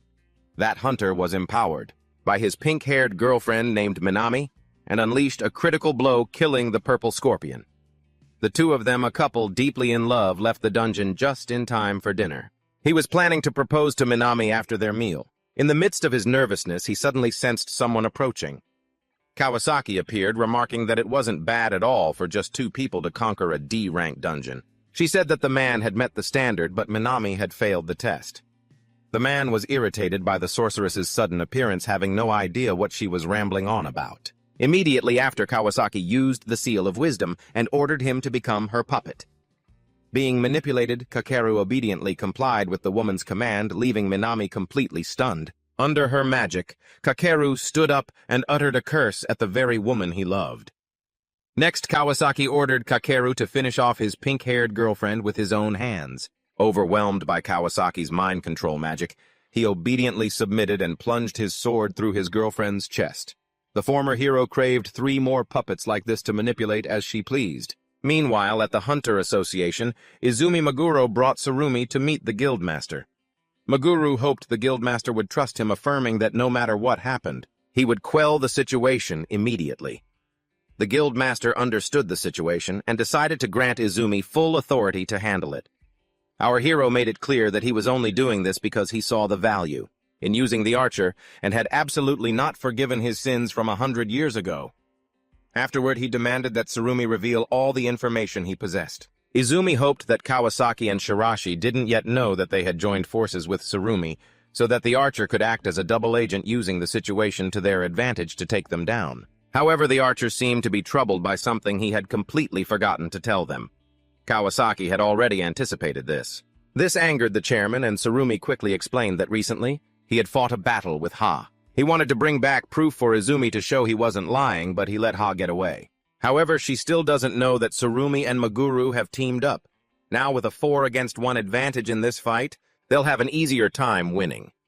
But Kana still warned that they absolutely must not let their guard down. Meguro then asked the chairman to investigate her whereabouts. However, the archer Tsurumi spoke up, saying that wasn't necessary. He explained that Kawasaki's magical energy still lingered on the wound, allowing them to pinpoint her exact location. The only problem now is choosing the right time to strike, and they decide to act tomorrow. Although some thought that was too slow, Meguro reminded them that Nozomi is busy today, and it would be very rude to make her cancel plans with her friends. Tsurumi completely agreed, since Meguro also saw this as the best option. The archer then revealed more about Kawasaki's terrifying abilities, emphasizing that the longer they wait, the more dangerous she'll become. He revealed that her unique skill is hypnotic, magic which can control people like soulless puppets. Meanwhile, in a B-rank dungeon, Nozomi and her friends were engaged in a fierce battle with a giant Oros. Thanks to the group's support magic, Nozomi, the girl with pink hair, dashed behind the enemy. However, the Oros sensed her approach and immediately counterattacked. But Nozomi easily blocked the blow with her shield, completely unharmed. In a flash, the monster took a direct hit to its back before the girl followed up with another strike, slashing its body in 2. And with that, they had successfully conquered this B-rank dungeon. Her 2 friends, Hikari and Sakura, couldn't help but be amazed by her overwhelming strength, because clearing a B-rank dungeon was usually an incredibly difficult challenge for them. Nozomi was thrilled.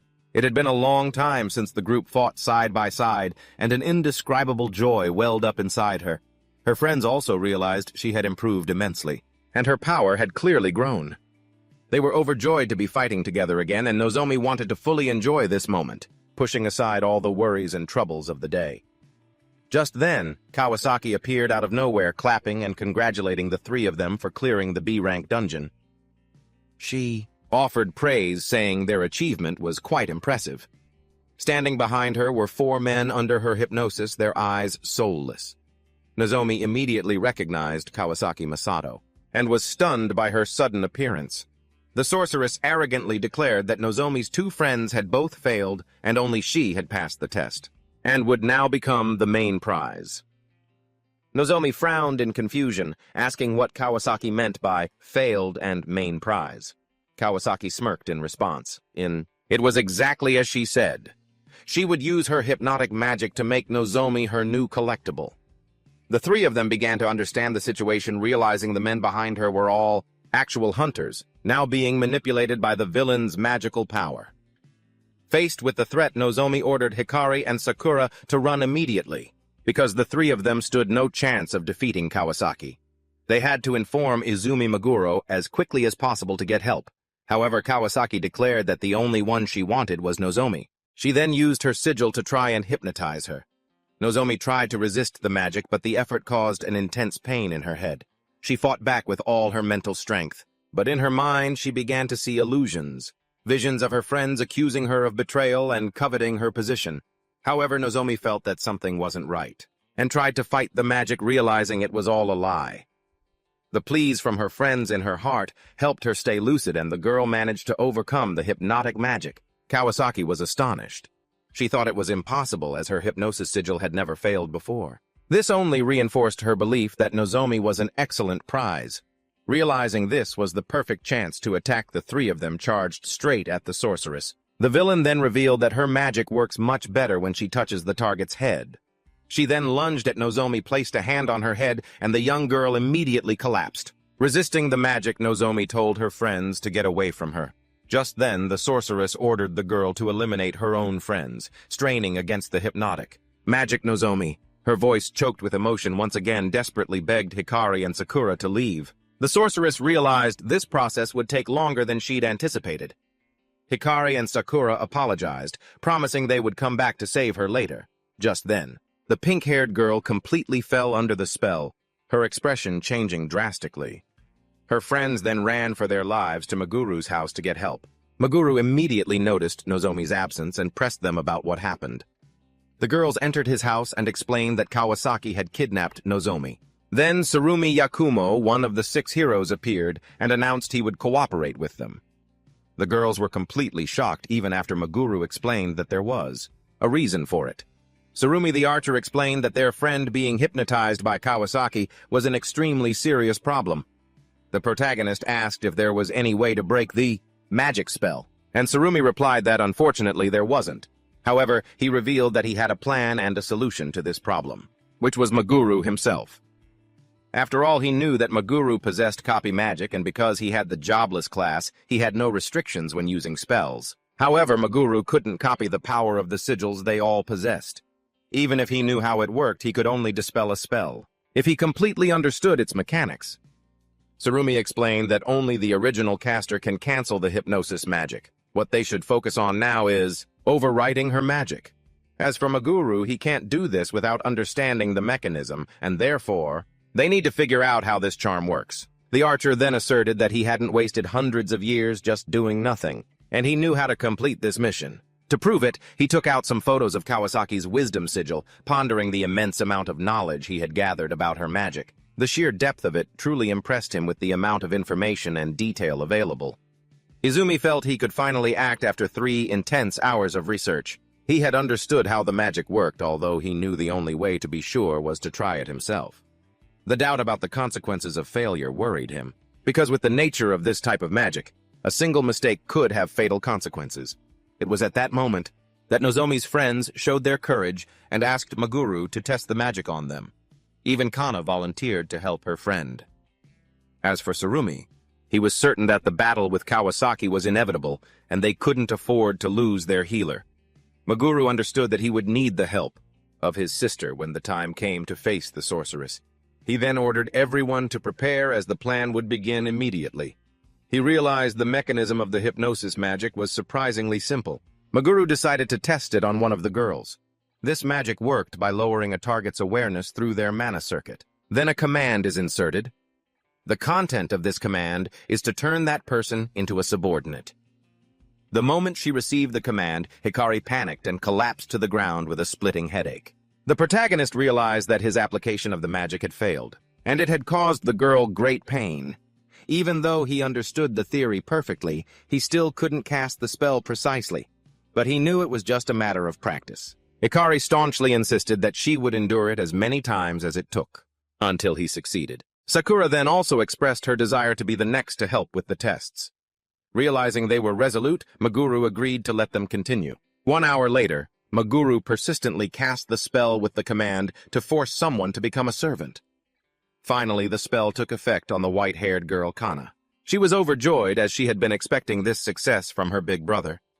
In the end, Maguru dispelled the spell, ordering the person to free herself. Seeing the magic work, he prepared to find Nozomi and free her from the hypnosis spell.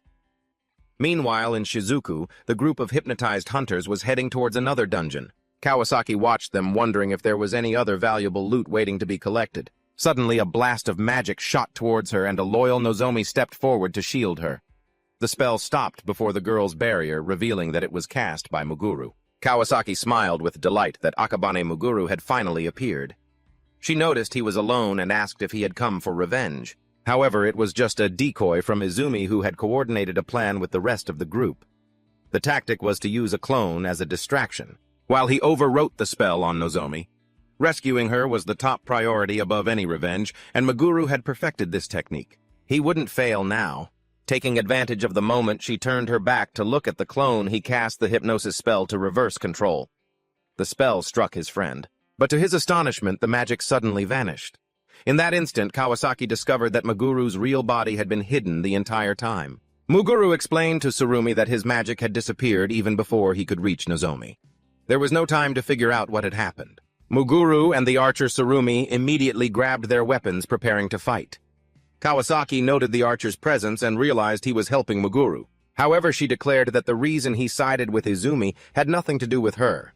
The witch warned that Muguru was being deceived, reminding him that Tsurumi had once said he deeply regretted everything. The archer immediately told Muguru to ignore her, because she was just trying to divide them. Just then, Kawasaki ordered her hypnotized minions to attack everyone. The pawns launched magic at Muguru, but he easily dodged it. A sword-wielding hunter charged to attack him from behind, and he managed to defend himself at the last second. Muguru didn't know how to fight them. After all, they were just being controlled. He knew the situation was troublesome, and it got even worse when his friend Nozomi charged in. While blocking her sword strike, he tried to wake her from the trance. He shouted that it was him standing right in front of her. He desperately pleaded for the girl to wake up, but Tsurumi intervened, saying it was useless, because she couldn't hear a thing right now. The sorceress Kawasaki realized they knew each other, and sarcastically remarked what a ridiculous coincidence. Tsurumi said they would figure out the hypnosis later. For now, they should just take down the minions. He said this was supposed to be easy, but fending off Nozomi's attack was the hardest part of this situation. Even while hypnotized, she hadn't lost her memories and still knew all of Muguru's abilities and fighting style. She initiated a powerful clash, and at that very moment, a fireball flew straight at him. Muguru dodged it, and Nozomi seized the opportunity, circling to his side and launching a slash aimed at Izumi. His allies began to worry. The archer rushed to the rescue, dashing in front of the pink-haired girl's sword and taking the full force of the blow for Muguru. Muguru was utterly stunned to see Tsurumi sacrifice himself. For the team, Tsurumi whispered that his body had just moved on its own, and at least he had avoided a fatal blow. He added that maybe now Izumi would trust his words more, and then he immediately passed out. At that moment, Muguru ordered Kana to immediately heal the archer. With her specialized skills, Kana successfully treated Tsurumi, saving his life. Just then, Muguru realized he had lost his composure earlier. He then recognized that aside from Nozomi, none of the other minions were a real threat. When a sword-wielding hunter charged at him, Muguru sent him flying with a precise kick. Assessing the situation, Muguru concluded that if they split into two groups, they could take out the weaker enemies first.